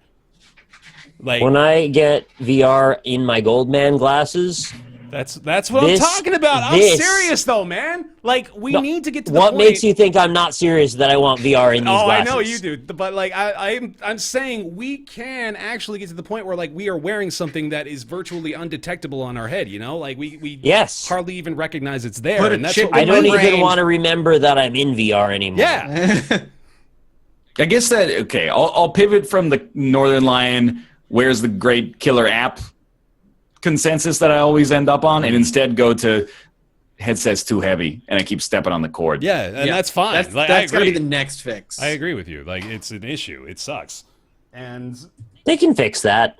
there's already like a third-party wireless thing that has been sold out for months that You can wear a backpack too, Yeah. a backpack. which is Oh, they sell backpack PC. backpack PCs. Right. If you want to be the actual definition of a turbo nerd. Sorry, I couldn't say it with a straight face. Oh man. Okay. Plenty more VR conversations to come, I'm sure, but let's go ahead and skirt on over to Persona 5. Mathis, how have you enjoyed it so far? I want to add the caveat to this that both Matt and I are nowhere even close to like into this game enough to really provide Correct. like any sort of opinions on it This at all. conversation will be short Yeah, so far. yeah, for sure. But I really like it so far. Mm-hmm. It is incredibly stylish, even down to the menus, which is like kind of weird, Yeah. but I like it a lot. Definitely. The game is... The characters, let me rephrase that. The characters are gorgeous, gorgeously animated, a lot of art. The environments are pretty good. The combat is super satisfying for a turn-based JRPG. A lot of comboing you can do. And of course, it's got that very like SMT, capturing other personas and combining them and making better ones. So it's good. I'm having a lot of fun with it so far. The story is good. The voice acting is a little hit or miss with some of them, and the translation at some points is a little silly. Yeah. But I'm having a surprising amount of fun with the game so far. I just want to say, actually, streamer, the basis of Persona games is the social link system and your That- ability to deepen Yes. your relationships That is with true. your fellow Connection with other Persona people. characters. That's The actually game is a lot darker than I anticipated it being.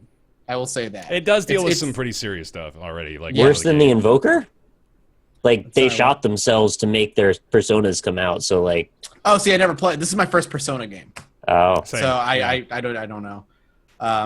This one is like when he first summons his persona, like he's ripping a mask off his face, right off of his eyeballs, and just like, They bleached it. sure.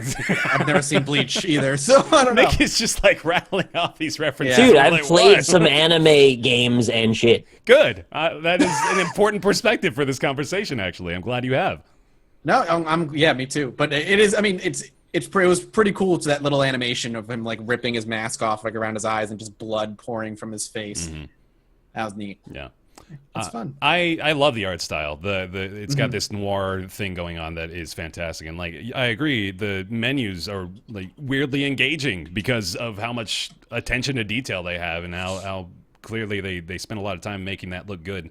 Man, I'm like 5-6 hours in, I think maybe even 7 now, and I still think I'm in the tutorial. I've got some freedom now. Like I'm able to go do things without the game directly telling me where I need to go and what I need to accomplish, but like they've got a lot of stuff they need to teach you, and they take their sweet time doing it too. Like I do feel like a lot of these different systems probably don't need their own 30-minute segment to explain, or even to put me in a situation where it might be beneficial to do this thing. But I am glad, I guess, that they do go to the lengths they do to explain it, because there's a lot going on, as one would probably expect with a game like this. There's a lot of stuff that you can do. There's a lot of different things to manage, and most of it is interesting, thankfully. Like there's nothing I've seen yet. Maybe Mathis, you can correct me here if you've had a different experience, but there's nothing really I've seen yet that I think to myself, oh, I'm never going to touch that.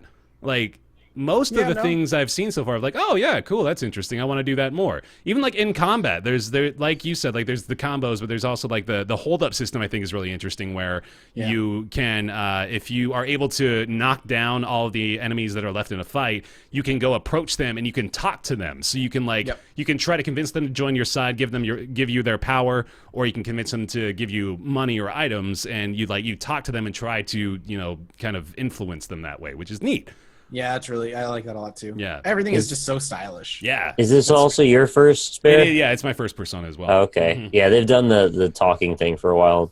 Oh, cool. I guess That's the like big an difference, SMT thing. Yeah, the big difference between the older ones and this one, that's a huge improvement, is that the older ones, the dungeons were like randomly generated and kind of never ending, where these are all handcrafted That's dungeons. good, actually. They were so bland in the other games. How did the encounter system work in the previous games, Nick? You run up to them and then you fight. Okay, so it's like they have a system in this one that's pretty simple where you can like ambush them if you sneak up on the thing moving around the dungeon. You can go up and you can catch them off guard. I think that was in there. Yeah, it's kind of like the Earthbound system if you think about it. Yeah, I think a few It's games been a have done long it. time since I played Persona 4. I can't really remember now. And then the characters are interesting. It's the story itself. I'm sort of getting involved in the story. Actually, I'm finding myself interested in what's going to happen next. And Sorry, continue. yeah, like the main, they're like the main three, I guess, are. Yeah. I think they're going to carry on for the whole game, aren't they? I would assume. Yeah, the main three are good. Like and that's pretty critical. Like I like them well enough. They have their moments, but I like them well enough, and they've got me interested in what's going to happen. Yeah, the game has posed enough questions for me to be very interested as to what's going on, like who the dude with the really long nose is. Oh, who gives you your power, basically. Yeah, I'm interested to know what's going to happen. However, I have already accepted the fact that I probably will never beat the game because apparently the game just never fucking ends. 90, 100 hours easy, I guess, which is... Yeah, it's man. like it takes forever. So Well, unless they it did really, develop really, it for 100 years. yeah, they've been developing it forever. But I mean, I do hope it keeps its hooks sunk into me, and I do want to play it to finish it. Yeah. It's the first JRPG that's really had me in a long, long, long time. Yeah. I'm trying to think of the last JRPG I played. You and me are, I think, in a fairly similar boat. I didn't play, I don't think, nearly as many as you did, but I played quite a few JRPGs, like, back when I was younger. I played, like, Star Ocean, played a few of those, and I played the Chrono games, Chrono Cross, Chrono Trigger. Yeah, of course. So, yeah. I think the last JRPG that I finished was Blue Dragon and Lost Odyssey. Those were the last two from that same company. Blue Dragon was great. Yeah. And actually, this reminds me of Blue Dragon because of the way Personas work. It's the same way that, like, the dragon and stuff that you summon in Blue Dragon worked. What's up, Nick? Did you do Enchanted Arms or Infinite Undiscovery? You're making me think of all the 360 JRPGs that there were so many. I remember wanting those to be good, and then that was back before, I couldn't afford the game, so I'd wait for the reviews, and like those reviews like talked me off. I was like, those don't seem very good. There were loners from GameStop. You should be like, hey, I'm just going to take this one out for 2 days and probably not even get 2 hours into it. Yeah. Lost Odyssey out of the two, Blue Dragon and Lost Odyssey. Lost Odyssey was fucking amazing. That game was great. Yeah, I'm in a similar boat with Persona 5 where I'm fairly certain I won't finish it, and I also learned my lesson about streaming games like this in that, I've been playing this in like 1 to 2 hour bursts, which is not good for the audience. It's great for me, that's how I'm experiencing, and that's how I am capable of experiencing it, but man, this game would require some serious dedication. Fair, I've got good news regarding streaming that game. You only have to play until July. Oh, no, they changed updated it, though. They pushed it to November. Oh boy! Wait, so they're just gonna give us a new post-release embargo every so often? Or you can just be like literally every streamer ever and ignore them. Yeah. It's fucking hilarious to me that they didn't just remove the limitation. They pushed it back in-game. Every streamer's just ignoring them. Yeah. Dan's Gaming is almost done with the game. Sam is I think he beat it on stream yesterday or the day before. Because Sam doesn't know when to stop streaming ever. He just fucking streams his whole life. Nobody follows what Atlas's rules were. It's just like if you're a big enough streamer, you don't really have to worry. But if you're not, then it's like you're rolling the dice with your whole channel. Yeah, if you're Twitch royalty, you're fine. Yeah, but anyway, we'll maybe even come back to it at a later date, depending on how much more we play. But that is Persona 5, our initial impressions. That is, of course, PS4 exclusive. Yeah. Only $60. All right. Hey, Nick. Want to talk about Outlast 2? Oh, hell yes. I mean, I don't really want to, but I will. Yeah, baby. Here we go. I know. Before, Nick, I haven't finished it yet. So neither have I. Okay, cool. I didn't get back to playing it, actually. I've got about 4-something hours, maybe 5. I think I'm barely ahead of where you are. So for those that are not familiar with Outlast, it is a first-person horror stealth, kind of stealth, but it's like heavy quotes. Yeah, lots of quotes, like 6 or 7 quotes around the word stealth, and then also just as many quotes around parkour. because they really want to emphasize that movement is a big important factor in this game, yet they sort of limit it and make it really awkward a lot. Yeah. So they kind of design the game around conventions that they subvert for some reason. So you're a man who finds himself in a helicopter with his reporter wife. They're going to tell a story to do a news thing, and then the helicopter crashes, and then they find that they're in a town full of crazy religious zealots, and you're going to look for your wife, and in the course of that, you encounter many horror tropes and a lot of dark areas and also running. And that's kind of Outlast 2. No, I mean, I really want to be like, you're wrong, but you're really right. Outlast 2 is a...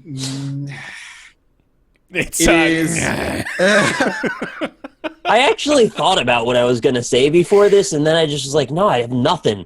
Outlast 2 borders... Outlast 2 is borderline bad, but mostly just really mediocre. It takes a lot of what was wrong with Outlast 1 and makes it the main game loop.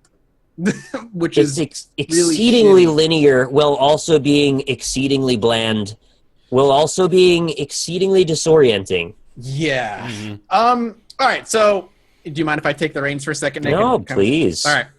So, one of the big issues I had with Outlast 1 was that the AI was terrible. Like, the game stopped being scary about halfway through when you realized you could manipulate the AI on, like, basic geometry. It's awful. Because they totally takes you out of it. They very much... AI very operated on, like, I'm going to attack the player in a straight line. Mm-hmm. And that's it. I'm not going to think. I'm not going to try and cut him off. I'm going to go at him, and that's it. Outlast 2 is the same exact thing. All the enemies just go at you in a straight line. The problem is the game wants you to be stealthy, but the stealth is unnecessary in this game. Like, you don't need to. The game is just constantly putting you in chase sequences over and over and over and over again. Outlast 2 is like 90%. Hey, you're being chased. Hey, you're being chased some more. All right, you got to find something while being chased. All right, you got to click something really fast while somebody's coming through the door chasing you. And it's constant, like, go, go, go, go, go, without taking any time to slow down and creep you out. And it's a shame because Outlast 1, I think, overall was pretty good. I liked it a lot, especially for the time that it came out, like 2013. The ending was very interesting to me, like the way that they took it in that direction. I didn't expect that. I didn't like it. It's fine. But then you're going to hate Outlast 2. Yeah. But the horror in Outlast 1 made sense for what it was trying to do. There was a lot of gross out horror, a lot of interesting stuff going on. But the game knew when to kind of like step back and build the world and build tension and kind of give the player information to figure out what's going on. Outlast 2 very rarely pulls off the gas and like lets you explore what's going on, because Outlast 2, I think, has a really cool premise of like these really violent God worshippers versus these really violent Satan worshippers, and like these two groups of people where you're kind of caught in the middle for reasons, kind of fighting one another, and there's a lot of like weird supernatural stuff going on. But the game very often just leans on gore horror in Outlast 2. It's a lot of gore horror and just like really gross situations. And it's not even always gore. It's just them trying to be shocking by using strong language. Strong language and gross things. I want to say some of the things you read in those notes, but like I don't know that it would be a good idea. Yeah, they use the C word a lot for some reason, and they just talk about people fucking each other. Like, yes. I don't know. I guess, is that shocking? That's shocking if you're like 14. Yeah, basically. And it sucks too because, like Nick said, the game is really dark, and the game's linear, but there's a lot of open areas. Like a lot of the levels are wide and filled with very identical looking buildings. So when the game is chasing you, you kind of have to go, but you don't really know where you're going. So you do. I've done a lot of like circling and being like, I've been here. Well, and then you have like 5 guys with knives chasing you, and you're like, well, they're all kind of stupid, so you just kind of like lead them into this one area. It's there's another level of it that frustrates me a lot more, and that's that the stealth is incredibly inconsistent in how it's implemented. Yes. Whereas in the prior Outlast, I felt like you could pretty reliably hide in shadows, and they don't see you. In this game, there's this one tall lady that's chasing you for the whole game like freaking Nemesis, and she'll just run at you no matter where you are on the screen. Even if you're hiding, even if you're in the dark, she'll just kill you in one hit. I learned the hard way that the game will not let you stealth by her. When she shows up and she has like music that goes along with her, you can hear the music coming. You're like, oh God, I don't have to deal with this lady. She shows up. She could be really far away, and you crouch and hide, but then you hear her scream, and that means she sees you. She always sees you. You cannot stealth around this woman, which is frustrating because there's one part pretty early where you're pushing this cart to a fence. You're trying to avoid her the whole time. And you'd think, like, you hide, you wait for her to patrol by you as she's looking for you, you sneak out, you push the cart a little bit, oh crap, she's coming back, let me go hide, all this tension. It would be great tension-building moment. But instead, she walks out, and she just, no matter where you are, she's like, ah! And then she chases you. And she just follows you. So if you watch the episode that I did for that, I think it was like episode 3, all you do is you push the cart a little bit, and then you run off and go under a hole in the fence. She walks up to the hole, turns around, walks around the fence, and comes around the fence. Then you go back under the hole, and you go push the cart as she walks to the hole, turns around, goes back around to the other side of the fence. Then you let go, and you do that. And she just keeps going in this U like pattern. The dogs in Inside. Yeah, that's exactly. And that's all it is. Like, the AI is just straight line. Get to him in a straight line. She doesn't ever try to like be smart about how she gets you. She just walks to an area. Just like Outlast 1. Exactly like Outlast 1. The AI is freaking garbage. But To they make get around things- that by making it so you can't stealth by her. To make things even worse, though, they set it up so in a lot of these encounters, there's trigger points where, for arbitrary reasons that are unbeknownst to the player, you'll walk by a line, a vertex in the game world, and cause something to either appear or disappear. So, like, that lady might be chasing you, and if you just happen to walk in the right area at the right time, she'll just disappear into the ether, only to be further up in another place so she can jump scare you again. Yes, Which is correct. just, it takes you completely out of the idea of the immersion of understanding the reality that you're in. When everything is so malleable and all the buildings look the same and everything's constantly dark, and it's very difficult to run around some of these surroundings because you get caught up on a lot of stuff. The way the structure of the debris is and the edges around things, you'll just kind of trip on them and get stuck and try and like run around stuff and get hit into them, which is really unfortunate when you die in one hit most of the time and you have no way of fighting anything at all, ever. Yeah, it sucks. Like, I hate it that like the AI is just as bad, and you can get like a group of 6 dudes chasing you, but they're all predictable and they all just chase you in a straight line. Like I said, it takes a lot of what was bad about Outlast 1, just makes it the main point of the game. The most stressful parts for me are the parts where you kind of have like, you enter this weird school, like that's supposed to be, I think, part of your path, whatever. I don't want to spoil the story, basically. But there's no enemies, at least not yet. And it's tension because you know something's walking around or you can hear it. And it's really creepy. But those segments don't last long. Like, they're maybe 5 minutes, and There's then you're back into the pacing world. issues, right? That's what I'm hearing. Oh, a the lot. game has it. Yeah, there's no question the game has massive pacing issues. So when I see all these reviews of like getting great reviews, I don't understand like why, because the game is not very good. Honestly, I know this is so elitist to say, but It I is, honestly it is. question what they're doing if they're giving that game really good reviews. The game I'm is sorry, gorgeous. I know It's it's very mean to pretty. shit on it. It's a very pretty game. It's got some It's okay gorgeous. animations, but the gameplay is not good. Yeah, it drops like a really cool premise of a world and just kind of like throws it away.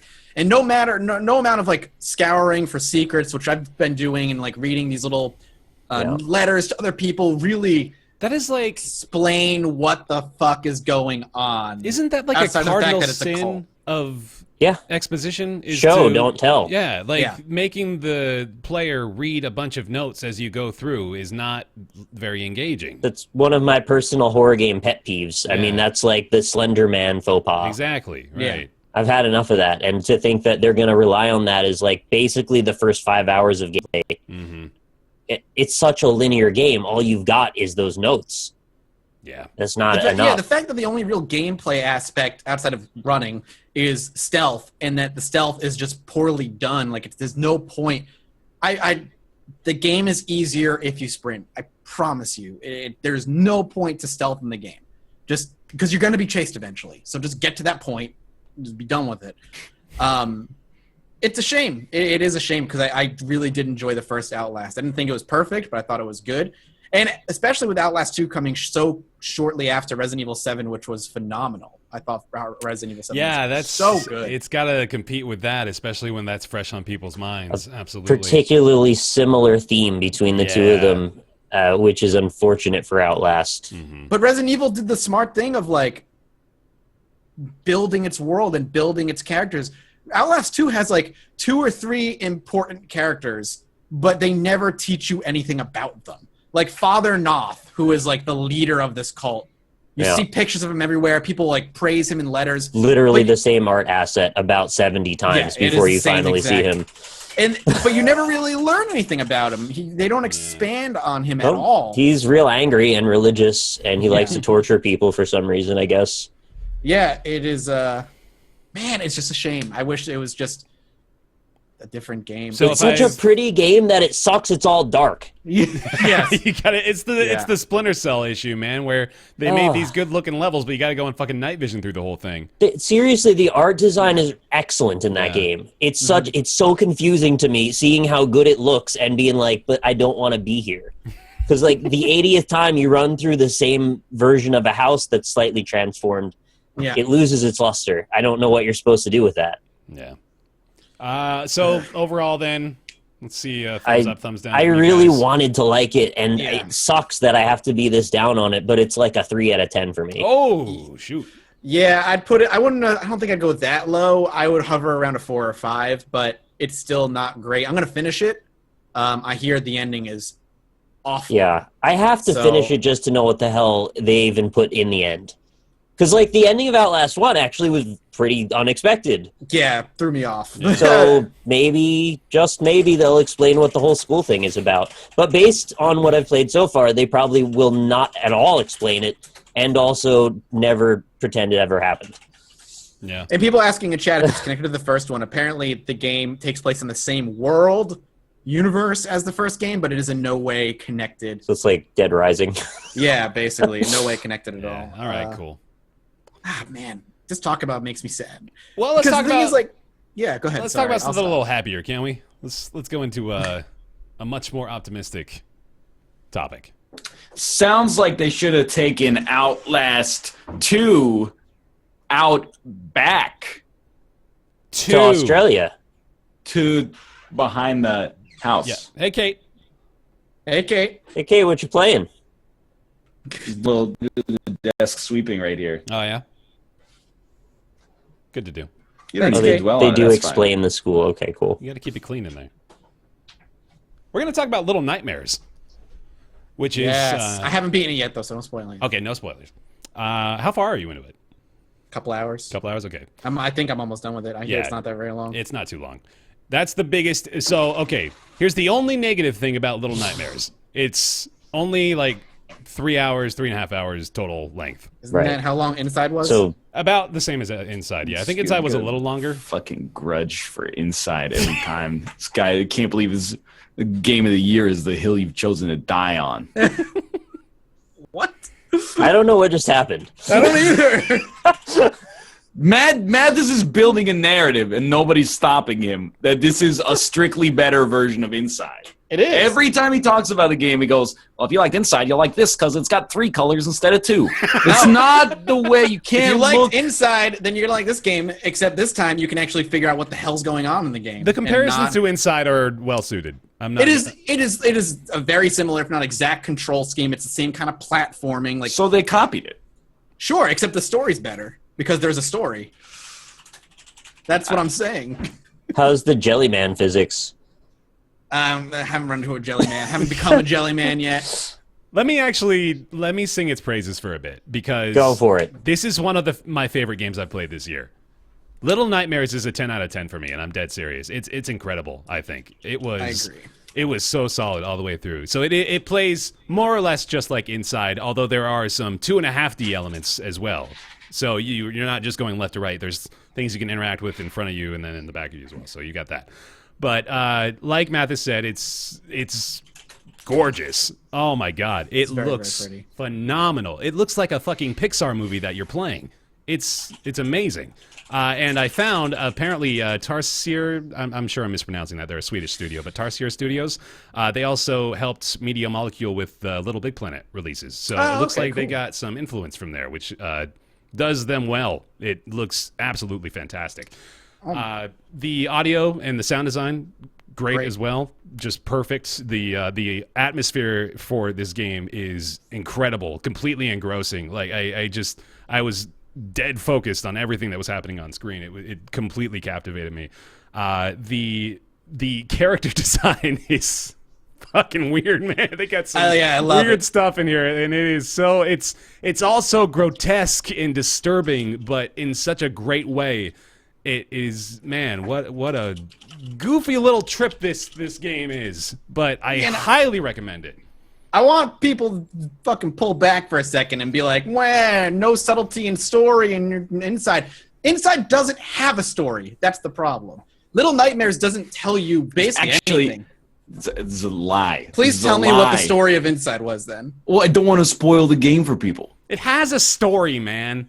Saying the sentence, Whatever it you doesn't say. have a story. I mean, I can have make a stuff story. up too and say it has a story. I can put a bunch of abstract things and throw a game out there and be that's like, the word. The just choose abstract makes sense. Just because it doesn't go, oh, once upon a time there was an Inside boy, and he Little Nightmares does not have any narrative or anything like that. It leaves a lot up to interpretation, but it's cohesive. Inside You're is one of not the people cohesive. who, when Inception ends, you go, but how did the top actually stop spinning? No. No, but that was relevant to the story. The thing that Inside happens was- in Inside isn't relevant to anything. Exactly. You guys are looking for the No. book based on the freaking game that explains what's Inside going is- on. I don't even want to talk about Inside. It's Inside is just so abstract good. storytelling. It's not. It's up its own ass for the sake of being up its No, own ass. you it's have like The Witness. The you got a Witness is hair the same trigger. way. You got a hair trigger Self-flagellation. for narrative pretension. That's all I'm saying. Masturbatory. I want. Good Come on, God. we gotta keep talking about this game because it's way too good. It is. It's incredible. Little Nightmares is fantastic. I adore it. I think you're right in that it's so gorgeous. Yeah. The game is just It blew me away. beautiful. There is a scene near the end. I'm not gonna say anything about it, but I just stared at it because I was so impressed. Like, I love it. 1,000% worth playing. Yeah. I don't really want to say much more, honestly. It's just, you got to play this. Both of you, I really want you. Nick, especially. I'll You've be got to play playing this it, game. don't worry. You've got to play this game. It's good stuff. And because of how much, Ryan, you liked Inside, I really think you'll enjoy it too. It is. This might be two in his face. See, this is why Mathis, he's incapable of talking about this game except in the context of it being better than Literally, Inside. the only way I sold this game to you is like, did you like Inside? Then you're gonna love Little Nightmares. Yeah. That is all I said to you But then in the Skype room. Period. There's the I didn't extra. talk about the story. There's the extra context of Mathis did not like Inside, basically for the reasons that I think Inside is actually like a brave piece of art within the context of the medium. That's so weird that Brave you take piece of that art. stance at It this is kind of point. weird that you take that step. How so? It's a You very really hate other- anything that's experimental and unique. I don't hate Then why everything that's isn't experimental. Proteus an amazing piece of art to you? Oh, It is also up its own ass. Just because something is art doesn't necessarily mean it's good art, in my opinion. I've gone on record as saying what I have a problem with in Proteus. My problem with Proteus is that I get no enjoyment from just existing within a game. Yeah. Inside is mechanics driven. From a narrative standpoint, it does have, I would say, a pretentious story, but I think that it actually works. Or it has a pretentious way of telling the story that it does have. Proteus I don't enjoy because it's just like exist in this world and gain pleasure from that. Inside, on the other hand, is mechanics driven, which resonates with me. The agree, Witness is mechanics driven. It tells a story in a pretentious way, but it's just like a little bit too overboard on pretension for my taste, especially when you get into the optional puzzle solving at the end of the game. But my where- argument is not mechanics. Like, I think the mechanics of Inside are amazing, which is why I like Little Nightmares so much too. Like, it plays well. The issue with Inside is it's up its own ass, quote unquote, story. Like Nick said, you can put a bunch of random shit on screen and say interpret it. It's art. Like, that doesn't mean it's good. But it doesn't mean it's bad. Where are we even getting now? I don't know where. Nick looks like he wants wanted to say something. Well, that's because you brought the witness up, and now Nick can't be your ally as much as he was in the inside discussion because you dragged another game in. I agree that the witness is pretentious as hell. I like the puzzles, so it didn't bother me. Yeah. Let me rein this back in again because I do want to address the fact that there are a lot of people on Steam who are displeased with the fact that this is only like 3 hours long. How much is the game? $20. And they're all making the argument at $20. It better be at least 5 hours for some arbitrary reason. But well, how much was inside when it came out? It's also $20. Yeah, it's also $20. But I finished this extremely satisfied, and like even went so far as to say I don't mind that it's not longer because I think it wrapped up succinctly. It did what it wanted to do, and like. It was over when I finished it, you know? Like, it made sense that it was done at that point. And it didn't overstay its welcome. Exactly. Brothers: A Tale of Two Sons is $15, and that game's like an hour and a half. Yeah, it bothers me to see, like, there's a ton of reviews that are really heavily voted up of people saying, yeah, I mean, this was an incredible, like, let me just read this shit. Like, the game itself is amazing. Amazing puzzle platformer with a horrific atmosphere so thick you could cut it with a knife. But the only reason he doesn't recommend it is because it's 3 hours long. It's incredible, but it's too short. That's so dumb. Almost like saying the game's an amazing puzzle platformer, but the story doesn't handhold you, so it's not worth playing. There's a difference. Listen, you're kicking up shit for the sake of kicking up shit, but I don't need a story to handhold me. Little Nightmares is all interpretation as far as I'm concerned. There's no handholding going on. Well, there's some handholding going on, but it's not the kind of handholding you want. I gotcha. But inside is purely abstract. Purely. Especially when the Jelly Man shows up and you're like, just what? Yeah. But then maybe the Jelly Man represents all of the decisions I have to make as a human being and fucking go jerk yourself come on, we're done. We're done. Little Nightmares is very good. 10 out of 10, genuinely, from me. I cannot recommend it enough. $20 on Steam. Little on the short side. I really don't think that matters in this case. I don't either. Not for $20. Yeah, it's just, I love it. I love it. Are these people trying to make a campaign to like make this game's rankings go down on the Steam reviews because the game is 3 hours long and that is just not allowed? It's just, I swear to God, it was like every single negative review I saw. It was just, well, I mean, it's wonderful, but it's not 5 hours long, so it fucking sucked. Wonder if there's anything that can be done or should be done about that, because it really seems like an unfair way to go. Yeah, no, I mean, like, I'm personally feel upset about it just because I want people to it's just stop. Such a matter of opinion that that's the point you're going to stick on. Yeah. I think I'll play it. You know why? There's very compelling reasons to play it. It's got good reception, you both like it, and it's short. It's like the perfect combination. Yeah. Play Soma. Yeah, but I already read like the entire spoiler of Soma. And also, it's like, I mean, this isn't the Soma section, but I unfairly primed myself to eye roll at Soma because the central philosophical question that's in Soma doesn't interest me. That's a good enough reason, I guess, then. That's fair, I guess. That's the whole reason. I'm sad, but that's fair. Oh, all right. Nick, you've got to play this for sure. Yeah, I'm going to play it. Don't worry about it. All right, good.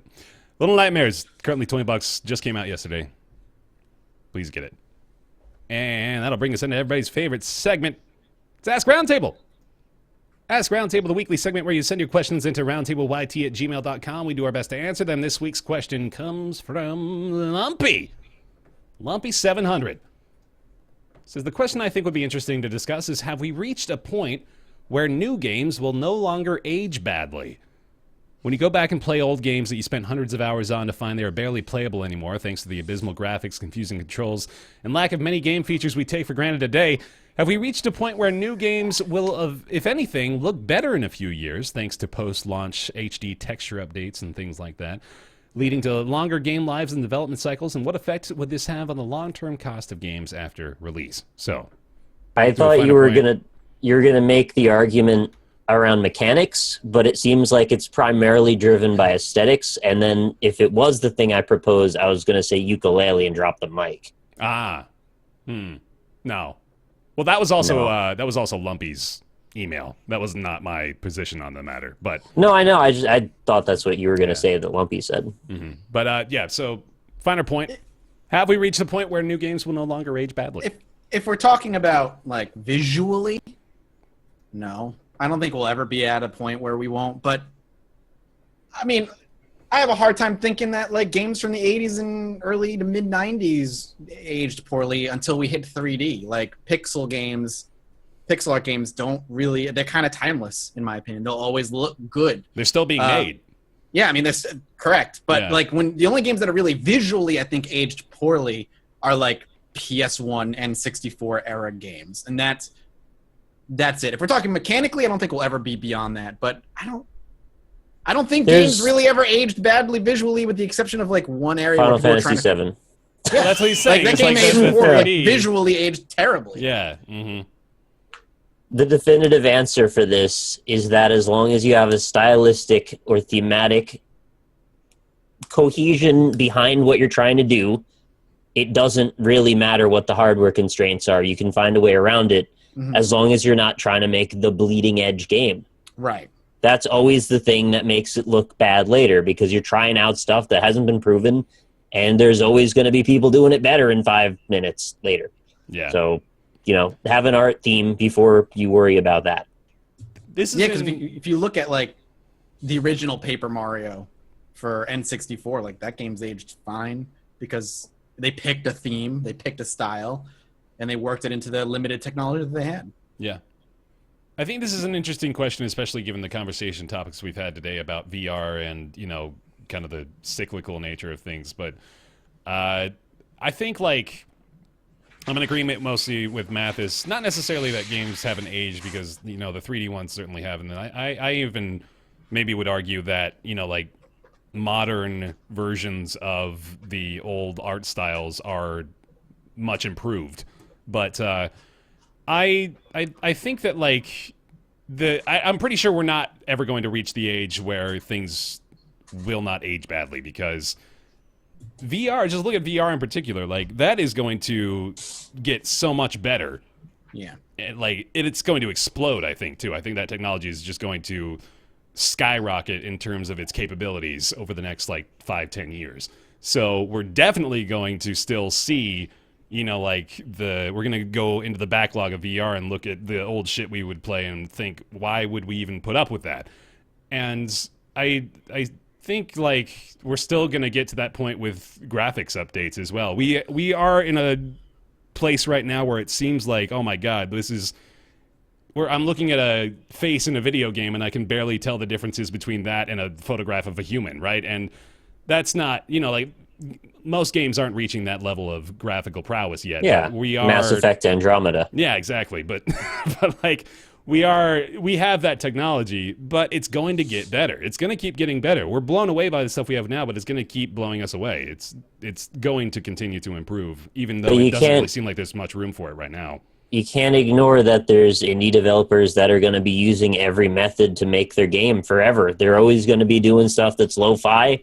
They're going to be experimenting with different art aesthetics, and some of those are going to be hits, and some of them will be misses.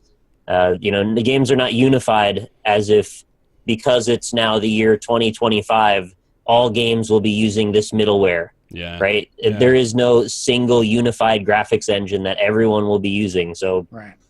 It's going to vary. It's subjective anyway. Yeah. Most big so companies, it's subjective on two levels. They're using their own in-house stuff anyway. They can hardly even argue or agree on foundation for it all.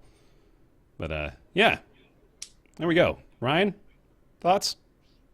I mean, I don't know. I kind of feel like the question is almost more related to if we have developers that are constantly updating their games, does that mean that if you came out with a game in 2011, you could theoretically release a graphics patch that keeps it relatively contemporary, even, late into its life cycle? But I don't really know the answer to that question. And it's a different Ask Roundtable, but I kind of worry about this being the era of like you can never actually cut ties with the game. Like once it's out, you're responsible for updating that game basically for free forever. Yeah, I see what you're saying. So I don't know. I have some more complicated thoughts on that. The community could be modding stuff into it is the thing. No, I mean I don't System Shock or something, like people are gonna make HD graphics setups for it.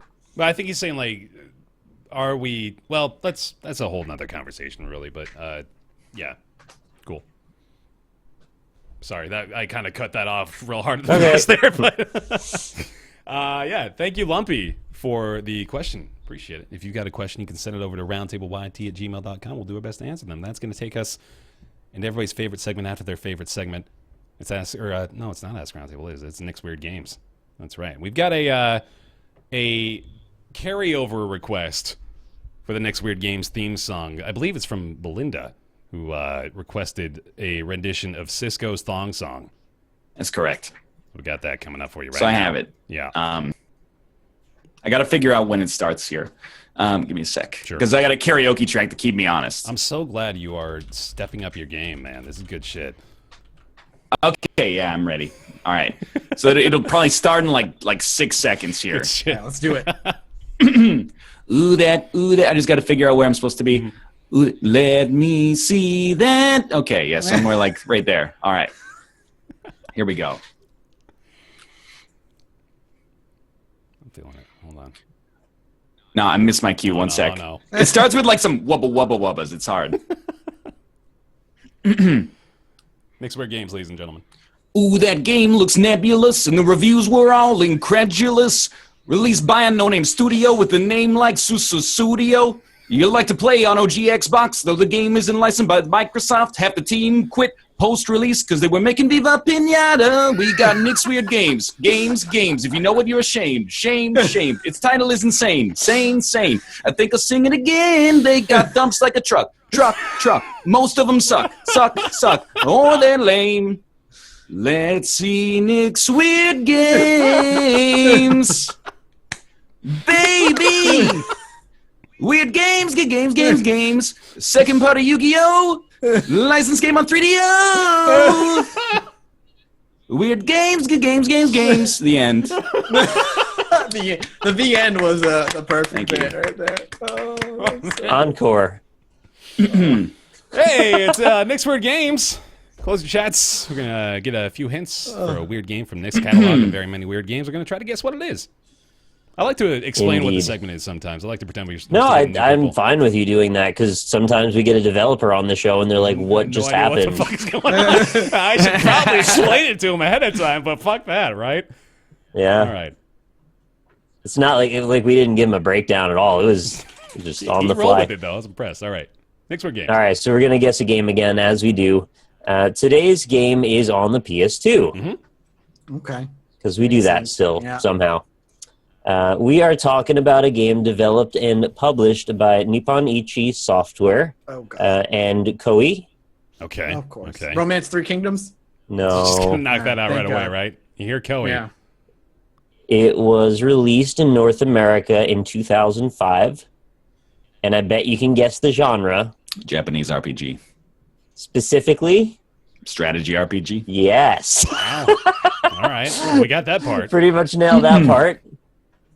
So this is a game that's actually a spin-off of another series because, why not add Spin off another Dynasty Warriors. add another layer to the onion? No. All And right. It's actually no, a that's- spin-off of Shin Megami Tensei. It's called We're Devil doing- Dice Survivor.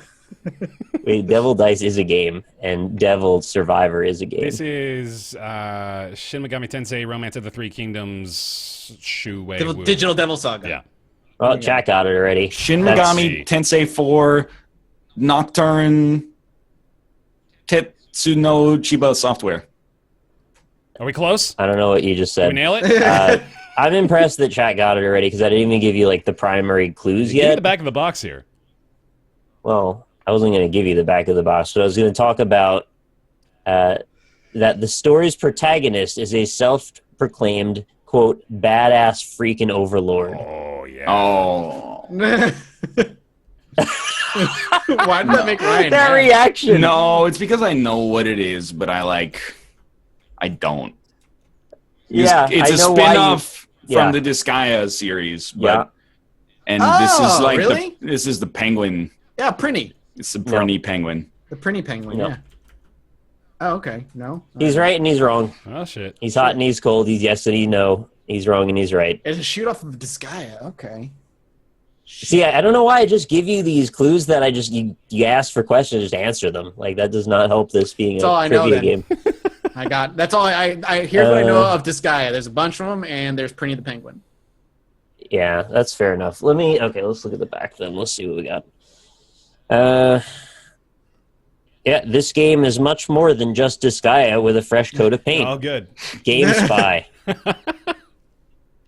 This game is fun from the moment you hit the start button. Hardcore gamer. Randomly generated extension map. More freedom than you ever imagined. Create your own characters. There are many different jobs and monsters to choose from. Does the title have a colon in it? I mean, don't they all? There isn't, but it's kind of implied. Okay. Like, it is, but it isn't. It's rated T for teen. Sexual themes, mild fantasy violence, language. I wasn't allowed to play this one. If my mom saw that on the back label, she saw sexual themes, no go. Strategy RPG returns with a bang. Yeah. Yeah. I got nothing. All right, Yeah, so you no guys clue. pretty much No. know what it is without knowing, essentially. Yeah. And I think we're done, right? Yeah. I got What nothing. is I it? got nothing. Mackay Kingdom. Mackay I've Kingdom. never seen that. Yeah, there's the colon is Chronicles of the Sacred Tome. Okay. It's in very tiny print underneath. Oh, I don't know yeah. if you can even see it. But another spin-off that isn't Prinny about Disgaea. Plays a badass dude, apparently. Badass I'd freaking never overlord. played this. I heard this was very collectible, and I thought eventually I was going to get super into Disgaea, so I wanted to head this off at the pass, which is why I own it, but I've still never played it. Is it expensive? Is you saying like collectibles and it's rare? I thought it was at the time. It may be not expensive anymore because a lot of these games ended up getting reprints after the fact, Let's see. which really kind of harshed my vibe a little bit. Harsh on my vibe, bro. It's like $15 on eBay. Yeah, see, that's bullshit because at the time it was like one of those $120 games. If you want the black label complete PS2 version, it's $14.95. That's such bullshit. While you're doing this real quick for me, Mathis, could you Yeah, go sure, ahead and sure. search The Misadventures of Tron Bonne for me? Yeah, that's like $300. I think it still guarantee. is, isn't it? Yeah, I'm still regretting that one. Great condition opened one is just about $200. God. A sealed copy. I'm curious. That's funny that game is so valuable I when Mega love Man that Legends game. is Near mint, nothing. opened complete near mint is $250. Fuck me. Man. Sealed. Let's see what sealed is. That was a great game. I loved it. $450 for a sealed version. Sweet. Well, I gotta give it to Don Piano, who got the entire title. Don Piano. Whoa, Don Yeah. Piano. There was at least one before that guessed Mackay Kingdom, which is you got it, but like the person who wrote the whole thing, you got to get the credit. Oh, yeah. So Oh, Don yeah. Piano, thumbs up for you. Good shit. All right. We did it. We did it, everyone. We made it through. We got through the It gauntlet. wasn't even a shorter show. I know. Look at how much more weird shit we managed to talk about. We BS'd about the Nintendo DS for like 20 minutes. Yeah, we got the new Nintendo BS XL. That was our segment right there. BSXL. Hey, everybody, thanks for watching another episode of Roundtable Live. We appreciate you being here. Thank you very much for the support and for being here to watch the show. It is a lot of fun. Thank you for tuning in every Friday at 3 o'clock Pacific, 6 o'clock Eastern Time here on twitch.tv/Roundtable Podcast. You can also follow us on Twitter to be notified when we go live. That's at Roundtable PC. You can subscribe to the show on iTunes. Rate it 5 stars as well. Why not? Screw it. We can also discuss the show over on our subreddit. That's roundtablepodcast.reddit.com. And if you missed any part of today's show, you can watch the VOD for free over on our YouTube channels. That's BaerTaffy, Rockley Smile, and Mathis Games on YouTube. We'd also like to thank our Patreon supporters over on patreon.com/roundtable. Thank you guys very much. Back over 1,000, or at least we were. for a few minutes. Oh, well. Heck yeah. That's still a hell of a lot better than it was for a while, so thank you. Thank you so much. We really genuinely appreciate so much all the support over there on patreon.com/roundtable. If you've ever considered supporting the show financially, you can do it for $3-5 a month if you want, and you can support us and keep us going. We really appreciate that. We also want to thank those of you who are supporting at that $20 tier and above, which include Jonathan Graham, Julian Abelsgard, John Kalchik, Scrotty119, O. Thomas Games BR, Jakar Sampson, With a Dance Number, Kolnar, Sahoa, Jamie Tinsley, Joseph Boss, Penn Gillette, Michael Bush Larson, Talks to Wall, TJ Majesty, Chaos, We're No Strangers to Love Theorist, Colby Klein, Greenlight, Oren Saltzman, Christopher Flagg, Brizzlebrit, Positron, Eric Schooley, Myth Scarab, Mediocrities, Logan Ray, Justin, and Smurfette. Thank you all very, very, very much for your support over on patreon.com/roundtable. And thank you very much again to everybody for watching this week's show. We'll be back next week actually talking about our favorite games of April, along with others, for the first show of May. So thank you for being here. We'll see you then. Goodbye. Later.